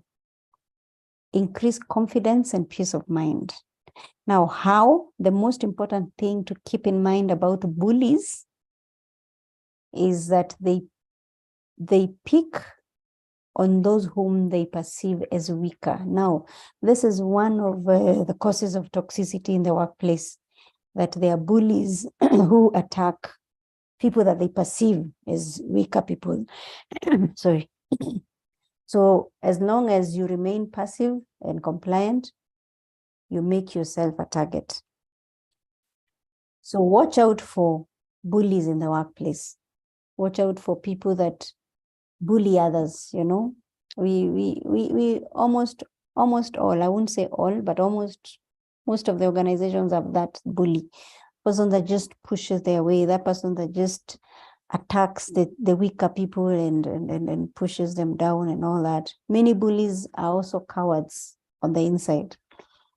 There's this joke of younger people. They will say, someone who is acting like they are bold, you just push them. Just push them a little bit. You know how matatu drivers just bully you on the road? If you remain firm, they will not push you. I have seen it, you're walking in the right path. Don't allow a bully to make you swerve out of the road. It is for them to reform. It is not for you to make way for bullies, because the minute you make way for a bully, then they take over and the entire situation or whatever changes. The same way they will just push you and try and push. And I've learned there's something very interesting is that the matatu drivers will always bully you, but they have their foot on the brakes. They know they know that you might bulge or you might not. So when they come close, then you move up a bit. They will do it again and again and again until you're out of the road. And you're wondering, how did I get myself here? But you allowed them to do it. But if you refuse to move, then they will mostly come and say, madam, you've refused to give us way. And you look at the person and say, I think if you were courteous enough to just say, please give me way or signal, then I would have done that. So don't allow bullies to push you out of the road. Don't allow a bully to push you step by step. They don't do it at once. They push you and see that you've pulled aside. They push you again, they push you, and your boundaries move. So be very careful with bullies. Now, set consequences, benefits, proactive and not reactive, shift balance of power, win respect and cooperation when appropriately applied. That is a setting how the ability to identify and assert consequences is one of the most important skills we can use to stand down a difficult person. Now, effectively articulated consequences gives pause to the challenging individual, and compels her or him to shift from obstruction to cooperation. Now, difficult people need to also understand their consequences. Look at that image at the end. I did nothing today and still got paid. It's a very painful statement, extremely painful, that someone can even think, even if they don't speak it, some people act it. But then, can we have consequences for whatever people do? If you're a bully, there are consequences. If you're a difficult person, there are consequences to it. You cannot just have your cake and eat it. You can't be bullying people, be bringing down demotivating people and bringing down productivity, and you still feel like you're winning in an organization. Verbal conflict diffusion strategies, 4 basic principles of verbal self-defense. Know that you're under attack. Now, if you do not know that you're under an attack from someone or an enemy, then you do not even prepare. It is very easy for you to be hit. It is very easy for you, for the attacker to win. It's very easy for you to lose the battle because you seem not to understand that you're fighting a battle. Now, know what kind of attack you're facing. If you can be able to separate them and say, this one is this guy, this is a personal attack, this is a professional attack, this is either a group attack or something, then you may not be able to prepare for it. But if you understand, number one, and know that you're under attack, and what kind of an attack it is, because then you will look for weapons good enough for the kind of attack that you're having, because you cannot confront maybe a professional attack with the same weapons you need for a personal attack. You know, in the office, there are ways you fight your battles. In your social space, there are ways you fight your battles. So understand what kind of an attack you're having. Know how to make the defense fit the attack, you know, how to prepare yourself. You know, there are people that have been called into a disciplinary hearing. There are people that have been called into a meeting. And if they do not know that they're under attack and what kind of attack they're in, then they will go with the wrong tools. They will not even be able to prepare their facts. They will not prepare their reports. But if you're going into a meeting and you know it is an attack, I think we have someone unmuted. If you do not know what kind of an attack you're in, the attack you're facing, you cannot prepare a defense. You will go and it will be worse for you. So if you understand the first two, by the time you come with your defense, you know, if your boss or your manager says you're not performing, you are not delivering, then by the time you're coming to defend yourself, if you understood number 1 and 2, coming into the defense, you have your facts, you have your numbers, you have everything in place. So you will just sit there and you're told what it is, and you will say, can I just say something? Yes. Present your case. You have the numbers, you have your facts, you are equipped, and you win. You know, you didn't have to fight to win. You just came with the facts and you prepared your defense. Then know how to follow through. Or through a simple tactic. I think we'll need to move a bit faster. It's 10:35. Sorry. The boring Baroque response, a simple and tactful way to respond to a verbal attack is to use the BBR. The BBR tactic is to give a long, wide explanation of why the other person may be right. That simply takes the sting out of their argument, and it's just a way to ease the tension. It's just a way. Betty, kindly mute, kindly. It is just a way to diffuse the attack and that kind of a feeling, the toxicity and the energies, the negative energies, so that then the person eases out and there's safety and there's that tension is released a little bit and you're able to communicate. How to negotiate with difficult and aggressive people. I know most of the times we are there saying, I'm not going to negotiate. I'm not going to talk to that. If I can't, you know, you've already taken a stand and you've decided you're not going to do it. But meet in private if possible. Now, when it's safe, mark that, when it's safe and possible to do so. Negotiate with difficult people in private where they may be more flexible. In most, but not all cases, avoid disagreements with them in front of others, because difficult people want to win. And the minute you begin to disagree with them in front of others, they become more aggressive. They feel it's like you're disarming them, you're taking power from them. That being difficult to them is being powerful, is being in control, is just being in charge. So avoid disagreements with them in front of others where they are more likely to be inflexible out of their need to be in control, compete and win, because that's their character. The minute you bring them to the front and in front of people and you begin to disagree with them, their main agenda is not to resolve an issue. It is to win, it's compete, it's to be in control. So avoid that. The exception is if the difficult individual is hostile or abusive, then strong intervention with witnesses may be needed. Now, if the person is to that extreme, fine. But to resolve it, I think separate. It's like pulling your enemy aside from the multitude.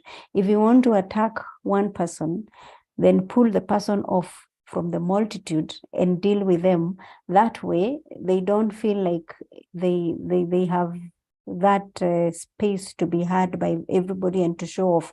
They now come to resolve issues. I'm saying something on the chat. Oh, okay. Yeah, there's a YouTube that has been posted there on the chat. I think we can make good use of it. Then neutralize their home court advantage. Whenever possible, meet with difficult individuals at a neutral location, like a conference room instead of their office. You see, there's a power that comes with being in your space. I'm picking this call from home, and there's a confidence, there's a power that comes with knowing that I am in my space. If I moved into somebody's room, then I know kind of my mind and my whole self says, this is not your space, you know? So even the way I behave, it influences the way I behave and the way I respond to things. If I go to a coffee shop, the environment just tells me this is not my space and I need to be cautious of how I behave. So that way, if you're dealing with a difficult person, you neutralize that feeling that it is their space. You actually invaded their space. You see, that's how they look at it. You came to my office or you found me in my space. So you will deal with issues the way I want them dealt with, you know. So to help reduce their sense of home court dominance when speaking with you in their own turf or their space, take them out of their space. Just take them to a different room, even if it's in the same company, take them to the conference room or the coffee shop or a different space and address issues from that space. Be assertive and professional in communication. Many difficult people respect those with strength and listen more to those who communicate with assertiveness. Now, even if you're disciplining people, even if you're handling a disciplinary issue, remember to be professional in what you do. Even if you know that you're going to terminate the person you're meeting, or it's going to be a very difficult conversation. There are conversations that are completely difficult. It's the way you approach them. You've got to maintain professionalism. You got to remain very firm, and the person can read. They know that you're professional. They know that you're there, meaning good for them. They know you want to communicate, but it must be read from your lips and the words you say and how you start the meeting and the tone of the meeting. The person begins to say, this is a different meeting. This is not the normal meetings where I come and shout. This person is taking a different approach. So that way you're able to win in your communication. Number 4, bring solutions. Let the difficult person know that you yourself are in control. So don't allow them to push you to the wall. If there's an issue, don't go to the difficult person just to discuss the problem. You know, because sometimes that's where we are disarmed as leaders. You're disarmed as an individual. Because when you come, you already know the problem. So don't just come to discuss a problem. Please come with a solution in mind. Come and provide a solution, because that is the only way we can discuss the issue and a solution and resolve it. Many difficult individuals work most positively with those who present themselves from a position of strength. Now you have to be stronger than that difficult person to be able to influence them. They know. They will measure it. They listen to your word. They check if you're firm. They listen to your tone, and they see, because there are statements that are made in meetings, and you can tell this is as good as a final statement. You know, you're wise enough to know that this is as good as a final statement already made by this person. So the person will now begin to know this is not the common person that I keep pushing. You know, this is not the kind of people that I shout at. These are not the people. This person is different and has a sense of authority, you know, and they have a solution. They already came with a solution in mind. They are more willing to communicate and work with those who take the initiative and lend their cooperation to those who can show they can help. Focus on consequences. The ability to identify and assert consequences is one of the most important skills you can use to stand down a difficult person. This is exactly what we say, you know. It is also important, especially if you disciplining or correcting somebody. It is important for you to make it clear that this is the direction I want us to take. However, if this doesn't happen, then possibly it could lead to this and this consequences. And it is important for you to say it openly, that if we are not able to reconcile this, if we are not able to resolve this issue, it could end up in this other direction. But our motive for this conversation is to be able to resolve the issue. But what you have done, you have said, if we don't resolve it this way, unfortunately, it could lead to this other direction. So what you've said to him is, or to her, is that choose. You've given them the power to choose which direction they want this to go. Now, effectively articulated consequences gives a pause to the challenging individual and compels him or her to shift from obstruction to cooperation. And that's what happens, because you can get into a conversation and say, you see, we are more than willing to support. We are willing to support you in this area and this area. If you need counseling to manage your anger, if you need this, we are willing to support. However, if this doesn't change and it keeps affecting the rest of the team, then we will have no other option but maybe to separate. So what you have done, you have actually told the person, we are here for you. The problem is there, yes, we have identified it. We are willing to be part of the journey to help you change.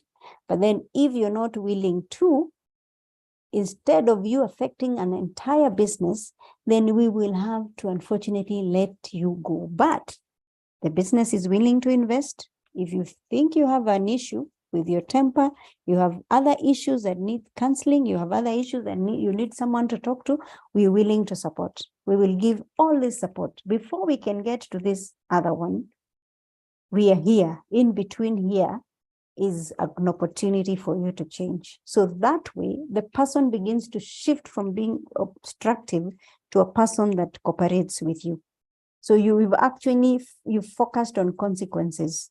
So there's a case study here as we finish on handling difficult employees.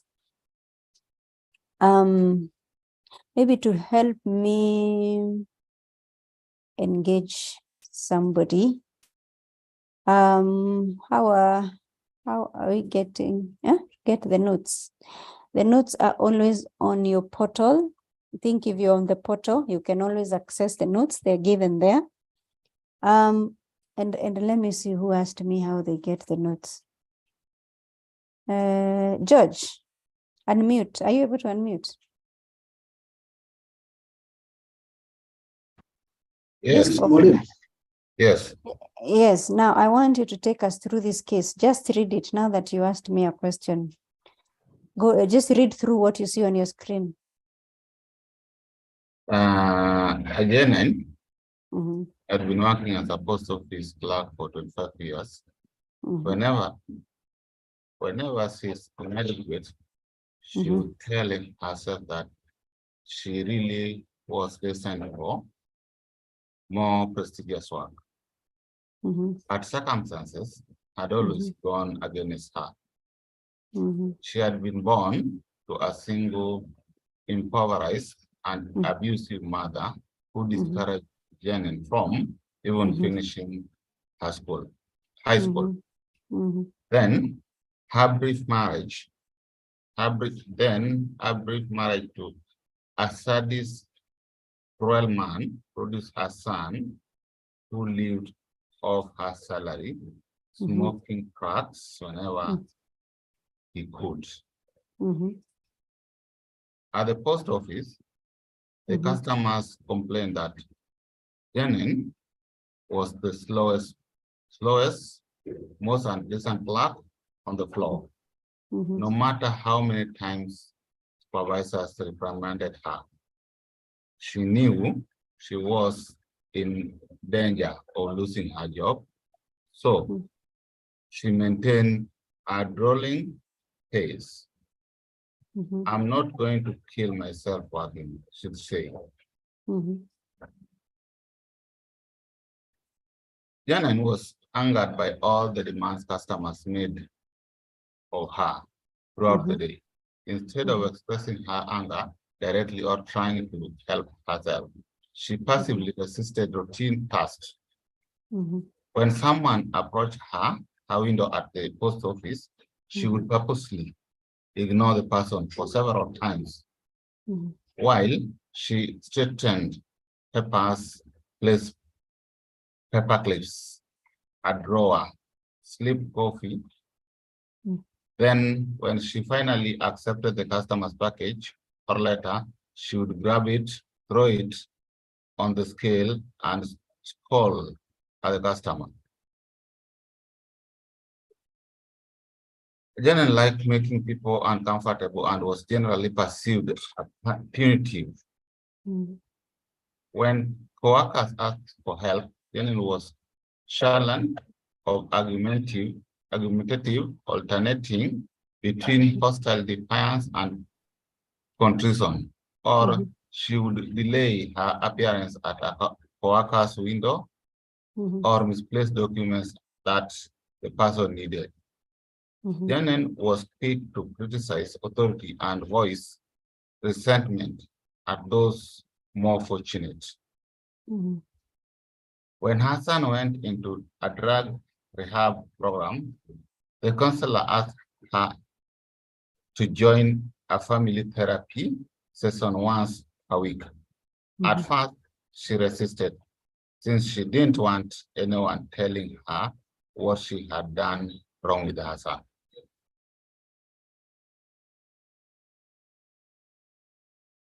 Her son, who had been able to maintain sobriety for the first time in several months with adherence to the program, slipped back into crack use when learned his mother refused to attend family sessions. He promised her he would stop again if she would be there for him. Janet felt manipulated and wanted to retreat into her old behavior of failure and feeling misunderstood and unpredicted and appreciated. But there was something about seeing her son looking healthy and handsome when he was sober that stopped her. She reluctantly went with him to a meeting.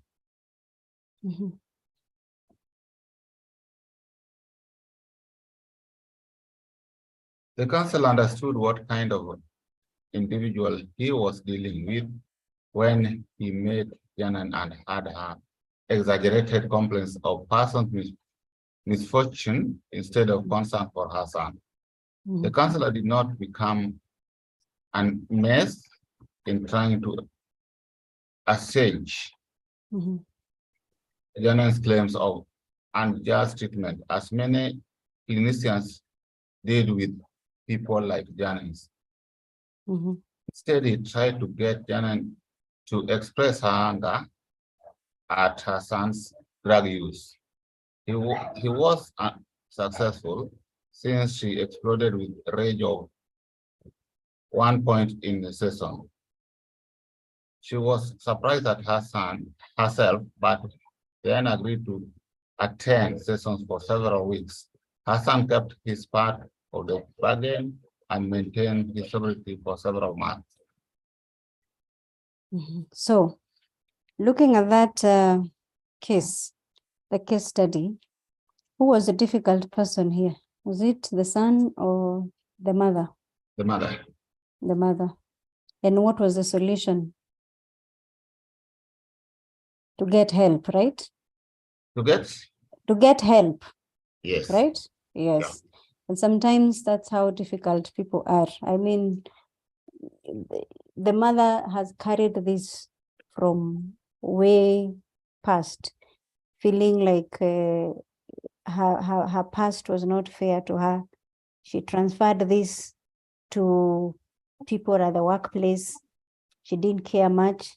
It came into her home and went into her family and moved into the son and affected the son. And on the reverse, now the son is trying to help the mother. So things that we pick at every stage of our lives that can affect everything. You can think through it. Maybe in the interest of time, I know I am overfeeding you, but allow me to. You can post any questions you have on the chat kindly so that we move to the next. I see it is 10:53. We need to be done in the next 40 minutes and we need to move to this, conquering negative thinking. Feel free to post your questions to the chat. I think the admin will help me with them by putting them together. Allow me to go into conquering negative thinking. You can see that image, the battle in your mind, you know, and sometimes these battles are just, you see, you walk around and people have things on their mind. You've seen people on the road, you hoot at someone or the people cross the road, they have things on their mind and you can obviously sometimes see and sometimes you don't even see. So some of these things are seen, others are not. So how do you conquer negative thinking? Raise the red stop sign, you know, see that sign that is raised on the road, like it's red. There's a green, there's amber green, there's red. Please get rid of negative and unproductive thoughts yourself. Now, it is not, we've shifted from you looking at, I think I need to help you shift your mind from the difficult colleague. The difficult colleague session is over. We are now on conquering negative thinking as an individual, as Esther. And I want you to just tell that to yourself as James as George, as Peter, as Job, whoever it is, how to conquer negative thinking as an individual. I need to raise the red stop sign. I need to get rid of negative and unproductive thoughts as an individual. And then focus your energy on gratitude for things achieved. Stay on the appreciation lane. Sometimes we focus a lot on the negative thoughts. We focus so much. It's like we zoom on those negative things. We zoom on what did not work. You listen to people and they're talking a lot about just what didn't work. And you wonder whether they have anything that works in their lives. So learn to focus on your energy on gratitude for things you achieved. It is also even good for you to write down what you achieved as a person. Even when you get into a place and into the workplace and people think and want to show you like you're not doing much, it is good for you at your own time to sit and see what you achieved. Write it down. Focus your energy on that. Because if you stay and focus your energy on negative things, then it drains you. It kills your morale. It just robs you of joy and the passion to do anything. Now, pen down positive experiences and take charge of your emotions. Pen down positive experiences. I don't know, those years, people used to have a lot of diaries, you have the diary for this year, another year. And mostly if you look into the diaries, the things that were written, most of them, you wanted to remember those bad things, you wanted to remember the person who made you angry. So you would even write down that George hurt me on this date, or George abused me on this date, or Jane did this to me. So learn to pen down, change your school of thought, change your perspective, and learn to take notes of positive experiences. Because anytime you go and revisit the records of positive experiences and great things and achievements that you have, it actually just turns around your emotions. It gives you more energy. It changes your thinking, and it gives you hope in the way you do things. Now, question your thoughts. Are they pushing you forward or pulling you down? So be very quick when you in your thinking. Just ask yourself, so where does this leave me? So they say what you feed your mind on is really what you become. So if you feed your mind on negativity, then it will pull you down.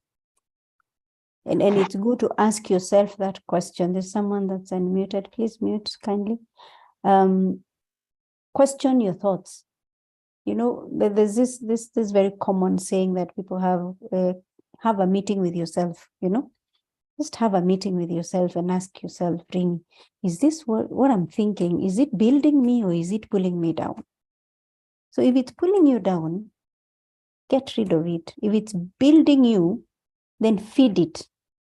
Feed it more so that it builds you and builds you and builds you. Exercise on a regular basis to help your mind and body relax. I know people think, I walk much, or whatever you choose, what works for you. I'm not a fitness expert. I'll just say exercise.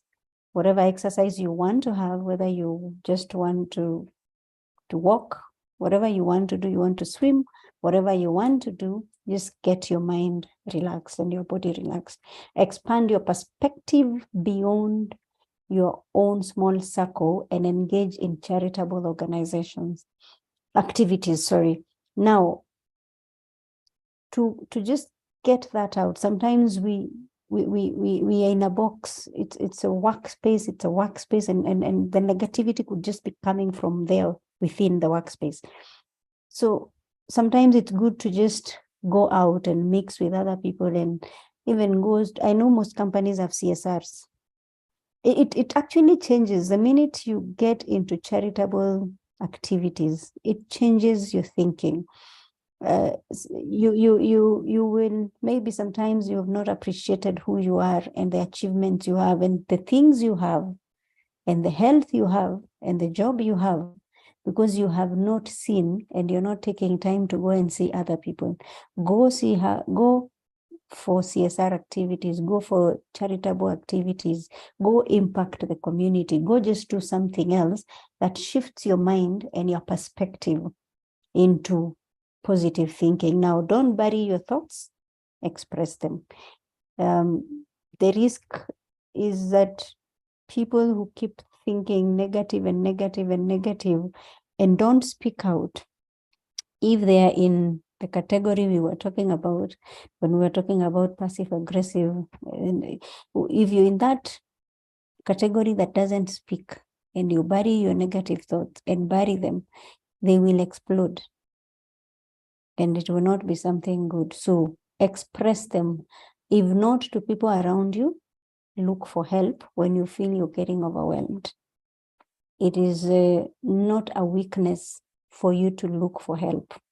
It is a point of strength, and I'm speaking to especially the men in the room. It is also strength for a man to ask for help. You can choose where to ask for help. Choose for a place that you feel is safe for you. If it is a counselor, if it is a friend, if it is your pastor or your imam or wherever you want to get for help, go for help, please go for help. Express those negative thoughts, express what you feel.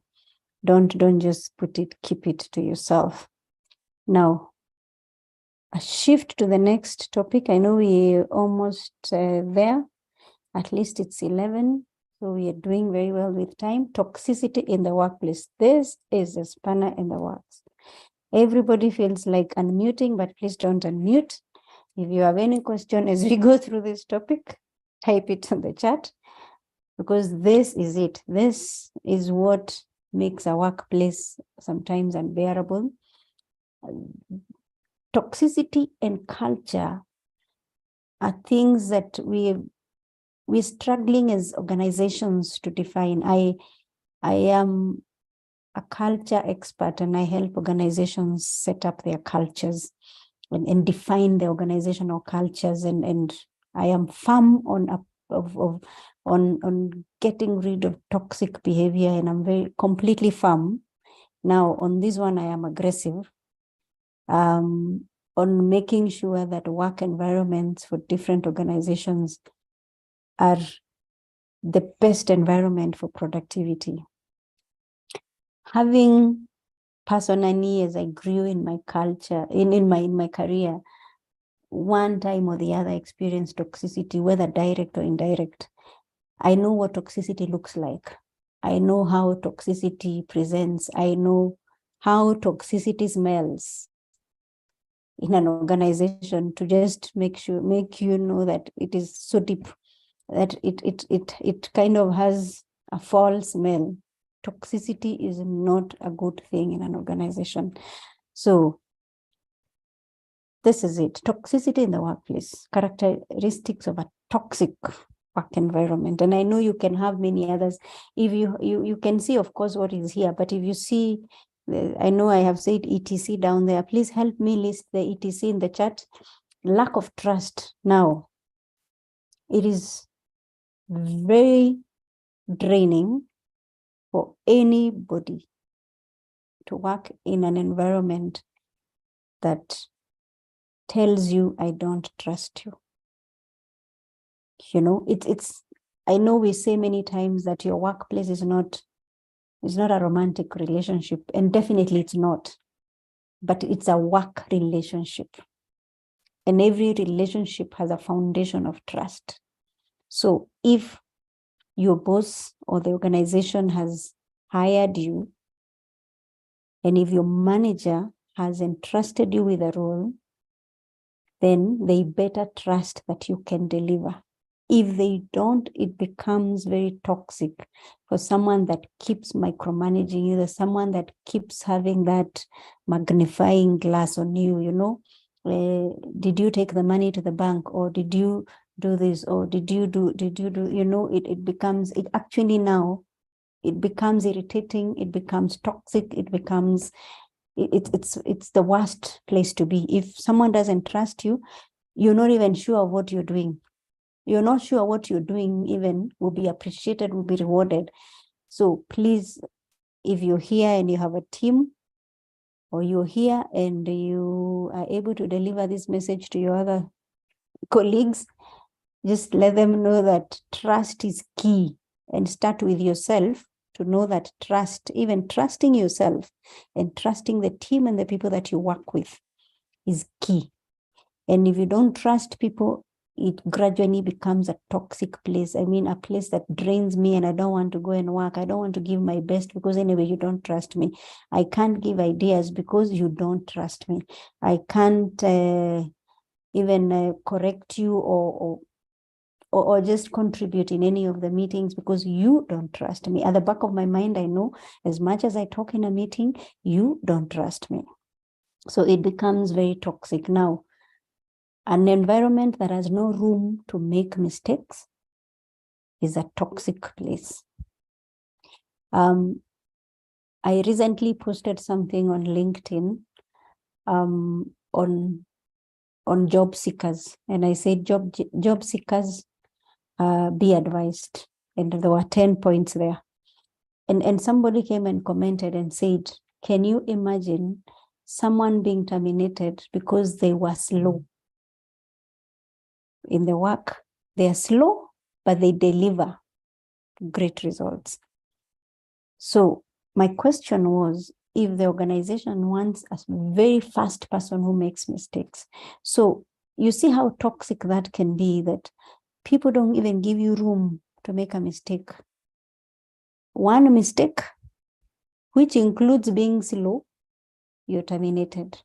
So people observe organizations, you see cultures and the environment in a workplace is not just spoken. Sometimes, and a lot of the times, you observe what happens. So if someone makes a mistake and the punishment is termination, I mean, it's ruthless, it's just cruel, it's just, there's no room to make a mistake. What you're doing is that you instill fear in your people. You're instilling fear even to attempt to give a solution, for people to even try. And, it kills innovation. That's the best word. It kills creativity and kills innovation in an organization, because when I want to be creative, I will make mistakes, but I'm trying out something. And especially with this generation, the Gen Zs are creative people. They just want to try something. They will give you solutions because they're risk takers. They're not like a generation past that would calculate it for quite a long time before they move. The Gen Zs will run and just say, let's just twist this, let's just move this. It burns, and they say it's okay, we tried. So if they have no room to do that, then to make mistakes, then creativity and innovation will die in that organization. Now, a toxic environment does not support employee growth.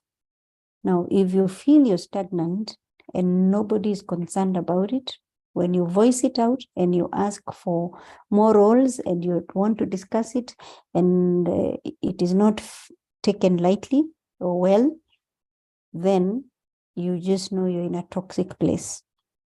There's no appreciation in a toxic place. No matter what you do, the sacrifices you make, sometimes you even work in the night, or whatever sacrifices you make of your time, of your family time, of your resources, whatever resources you do, nobody appreciates. It is only a matter of time and you will get drained. You will see it is not worth it, and it becomes toxic for you. You relax, and the next thing, you want to run out of that place. Now, the other characteristic is people feeling gaslighted, manipulated. There are people that just manipulate. I mean, you almost have no brain of your own. You're manipulated in decisions. You're manipulated in everything you do. You're just a robot. You're moved left, right, center. Be very careful. Now, threats a lot come from leadership. That's why I put threats and poor leadership together, because threats usually come with leadership. It could be the supervisor, could be the manager, could be the heads of department, the CEO, wherever it is coming from. But a place where you're threatened, a place where the statements made are just to say, you can leave. You add no value to the organization. I mean, if you don't do this, we will do this. If you don't do this, we will terminate you. If you don't. Now, living in that environment of threats, that fear and threat, that every day you are not sure whether you have a job tomorrow. You're not even sure whether you're still wanted or needed in the organization. You're not sure what they will do, not even tomorrow, the next minute. I mean, you're living in fear. And leaders, because of poor leadership here, leaders in the room don't mistake fear for respect. Be very careful and understand if your team fears you or they respect you. Now, fear is instilled, respect is earned. So don't confuse the two as a leader. Don't think because people salute you, they respect you. Don't think because people say what you want to hear, they respect you. Sometimes they fear you. So you need to differentiate those two as a leader. Fear and respect are two different things. And in a place where there are threats, it creates fear, and that person cannot operate at their best. They cannot deliver. They are not safe. It's not a safe space for anybody. So then there's poor communication. Now, there's a habit in organizations where either you don't get information and you're expected to deliver, or information coming is passing through different channels before it gets to you. Poor leadership and people who think that book leaking and other things work, they will pass information. I've had people complain, the email passed through my junior before it came to me. So my junior is telling me something that I should have been told, because what that tells you is something is not right in between there. Because it is supposed that the hierarchy, the structure says that it is you to receive the information and take it down. But if then the information is coming from the top, which is crucial information, especially maybe there are things that you don't need to be told, but it is respect for you to know what's happening in your department. Sometimes you're the leader of a department and you get to know things as the last person, your juniors get to know, and they will tell you, the boss called me direct and told me to do this, and you're not aware. You need to be very careful. Something is not right in that place. There are cliques, exclusions, there's gossip. The people who have their own clique, and you know that clique, you know, they go for lunch together, you know, this is how they operate. You cannot get in that space, you know, they make sure that nobody comes into their space. Sometimes it's even in a certain department. If a department has 10 people, there's a clique of 3 or 4. And unfortunately, that clique could possibly have the leader. Now, when the leader forms a clique and excludes some of you, and then it goes into gossip, and they're talking about you in the same team, it becomes very difficult for you to operate in that space. Now, watch out if there's a high turnover in an organization. Now, in my post on LinkedIn, please, before you join an organization, do your due diligence. The same way, I say the same way an organization conducts a background check on you as a candidate, conduct a background check on the organization before you can join them. Speak to former employees, and if possible, if you have your own roots, there are people who just have their own way, speak to current employees. And if you don't have either of those, go to platforms like Glassdoor. Look at the rating of an organization, but please make sure that you conduct a background check before you jump from your current job to another job, to a toxic work environment. Conduct proper background checks on the organization you're joining. when you go for interviews, and I say this a million times, be bold enough. There are only two answers you can get in an interview, and it will save you from a toxic place. It's either a yes or a no.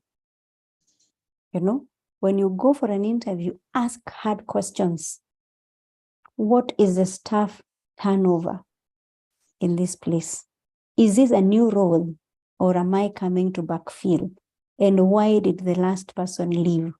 Or what are the issues that I need to address when I come on board? Because from that conversation, you will be able to pick and know, is this a toxic place? Because if there are 5 people in 1 year that have held the role you're coming to fill, chances are you will make the 6th to exit. So watch out and do your background checks on an organization. We have 15 minutes now. Poor work-life balance. I know we want, you will tell me, Esther, we need money to pay bills. We need this. But remember, at the end of the day, when the job is done, you go back to your family. So if you have no time for your family and yourself and your health and your mental wellness is not okay, you are in danger. Your life and your career and your social life is in danger. So, effects of toxicity, excessive stress. Kindly mute. Then help me with the Hibo. Can mute kindly. Effects of toxicity, excessive stress. Watch out and be honest with yourself. When you're stressed, you're stressed. I know there's something about these aggressive people that think they are ninjas, they can do anything. Sometimes we deny when we are stressed. I'm not stressed. No, I'm not. Everybody else can see you're stressed, but you're there saying, I'm not stressed. No, I'm not. Please be honest with yourself. If you're stressed and it is getting overboard, there's natural stress. There's no job that has no stress. But if it is beyond and it is causing sickness and other things, be honest with yourself and evaluate your work environment. Decide whether you want to stay there or begin to plan your way out. You know, you don't have to jump out of a job especially if that's your only source of income. But if you feel it threatens your health, it threatens your life, it threatens your family, it threatens you, begin to plan your way out. It is a wise thing for you to plan your way out. Now, burnout, don't get to this point. This is a dangerous place to be. I have seen people collapse. I saw a video going around of people just collapsing. You're speaking, you're addressing people, and you just collapse. Your life, your mental health is more important than the money you make. Otherwise, you will use all the money you make in the hospital. Check out for depression. Unending anxiety, you're anxious. You wake up and you're wondering, where am I going to? I mean, what's going to happen to me tomorrow? Am I getting fired? What are they talking about?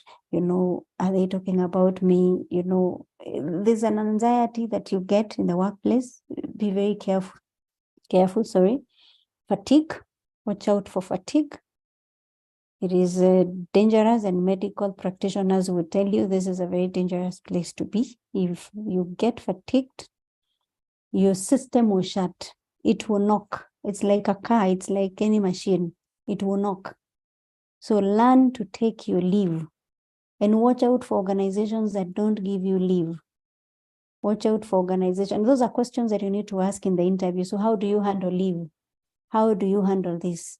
Please don't go to the interview and just say yes for money. Some organizations will give you good money, but they'll kill you. So please watch out for your health. You need to be healthy to make the money. So watch out for fatigue. Watch out for those organizations that don't give you space even to rest, or they are threatening to terminate you if you take leave. And most people have stayed in those companies because anyway, that's the only way I can make some money. But eventually, it will dawn on you that the minute you collapse, we, the HR, will send a message to your family.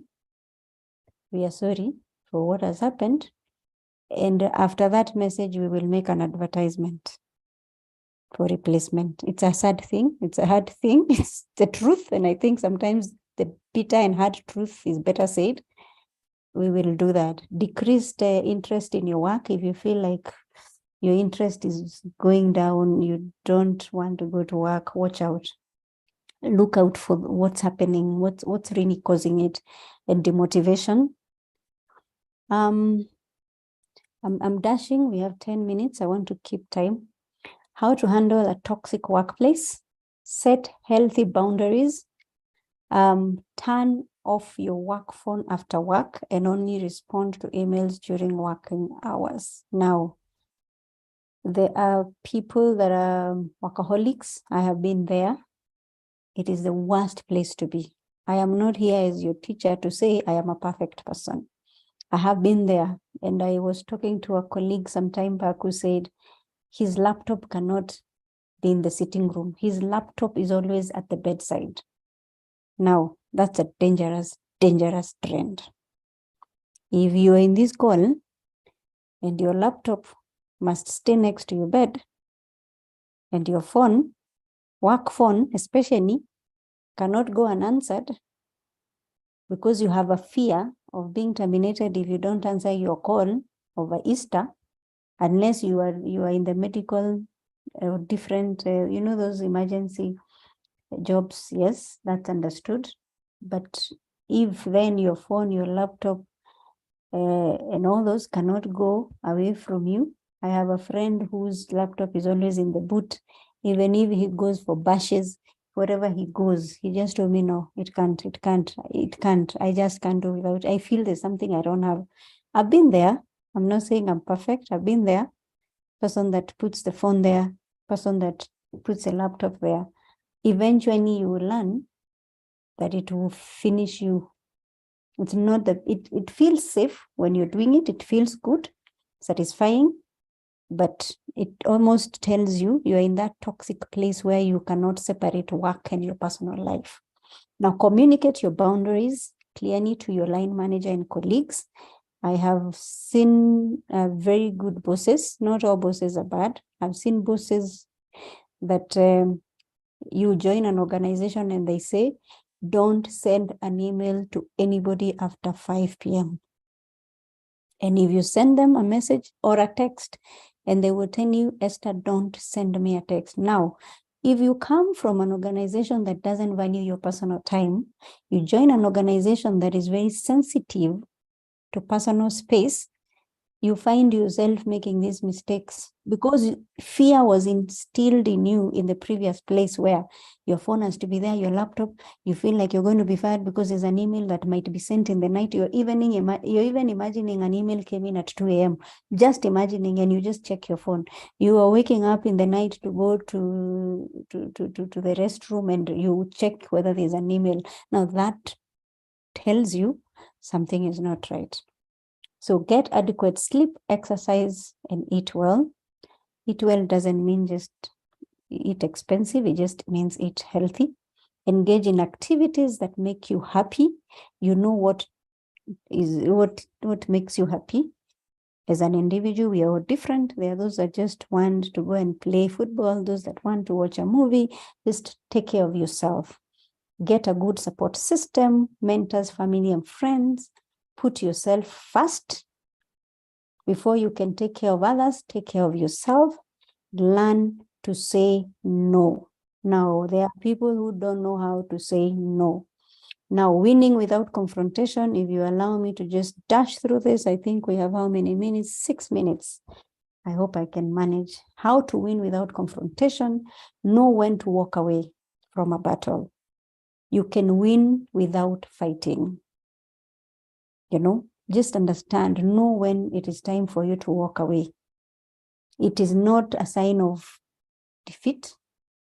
It is victory for you to learn to walk away from a fight that is not worth fighting. Choose your battles. Don't be in every battle.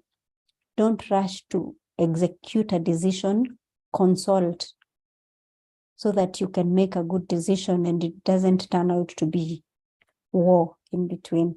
So consult, and sometimes even some managers and some bosses don't even want to be involved in the process. They just want you to come and say, I'm planning to do this with the team.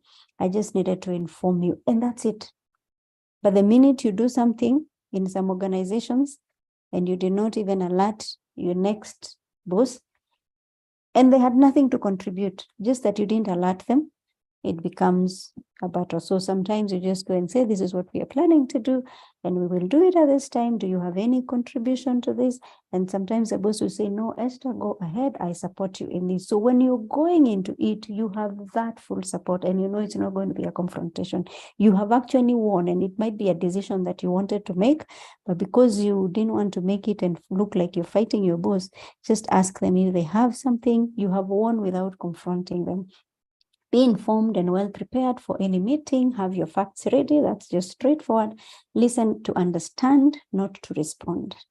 When you're dealing with an issue, learn to listen. Listening is an art that many people don't have. Learn to listen. Learn to just keep quiet. Sometimes you have to just muzzle yourself. Close your eyes, try to keep quiet if you're the kind that must talk, but learn to listen, and don't listen to respond, because some people are just like, wacha tu, let them talk, I have an answer. Listen to understand and process it before you respond. Adopt a mediator role. Now, adopt a role that says we can meet halfway, so that it's not confrontation, I must win.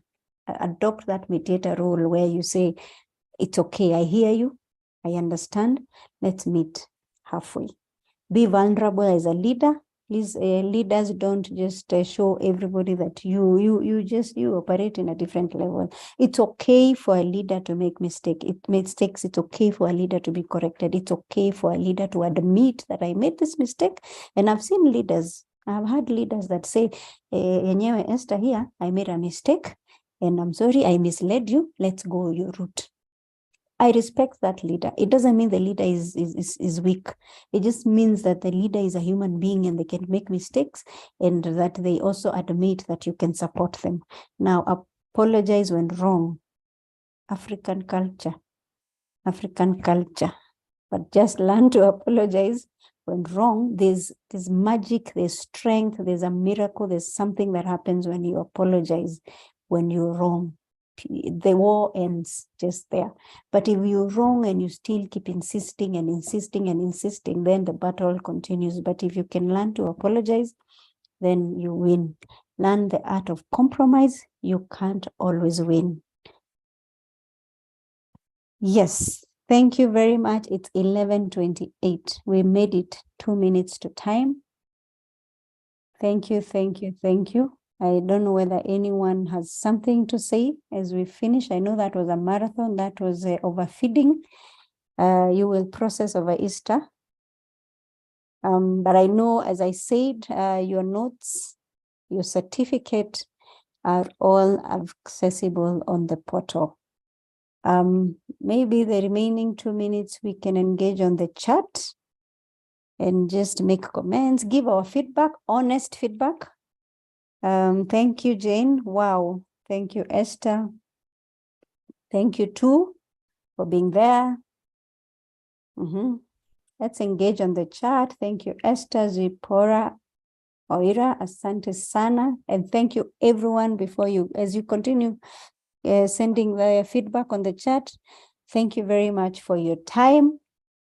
And I hope you learned. Thank you, everybody. Very informative, insightful. This was insightful. Thank you. We keep in touch.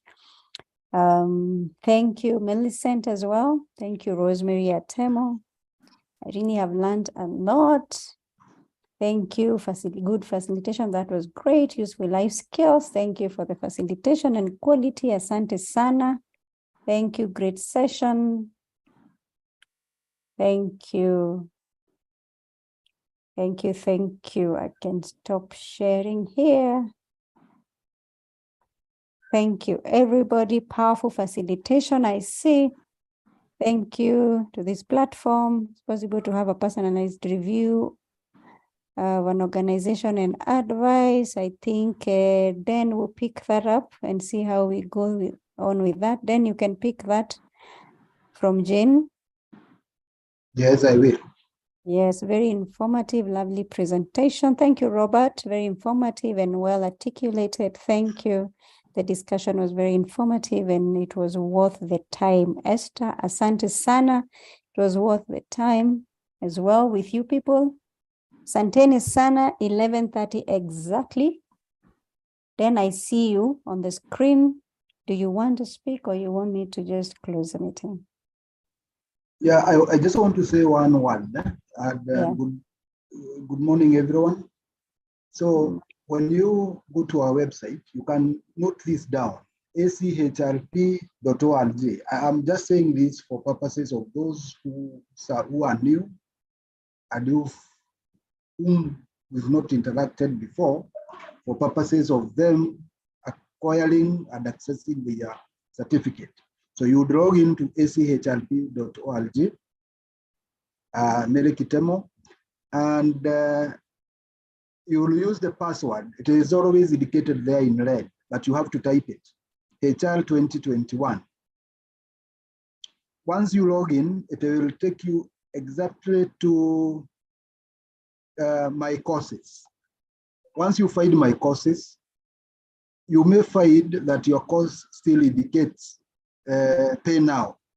If you had paid using our previous pay bill, that is the 850 313, you'd be required to enter your that payment code under that pay bill.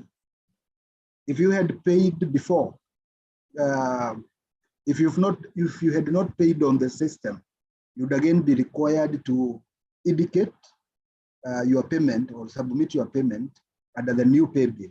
Or if you paid through the bank, again, you do the same.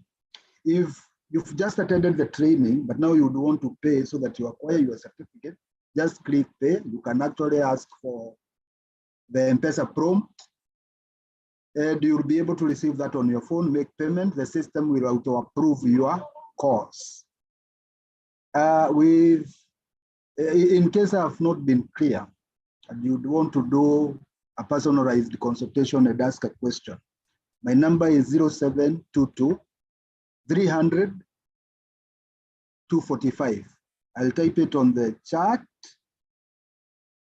That is 0722 300 245. If you're not in our WhatsApp group and you are a HR professional and you want to be there, again, feel free to chat me up in WhatsApp, then you'll be able to receive a group link. Thank you very much. Madam Esther, you've actually done some very good research regarding this particular training.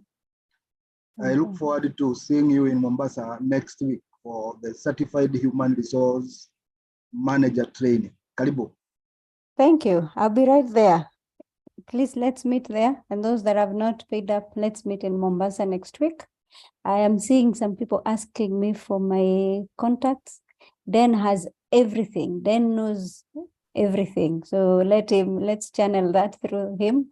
Join the WhatsApp group, the CHRP groups. Let's meet there and engage on the WhatsApp groups. Thank you very much. Have a great weekend. Enjoy your Easter and stay safe. Thank you, Esther. I love your professionalism. Thank you. Thank you. Bye-bye. Thank you. Bye-bye. Thank you. Bye. Bye-bye, Jen. Thank you. Bye. Bye-bye. Thank you. Bye. Thank you, Nelly. Bye-bye. Thank you. Bye. Bye, Esther. Thank you.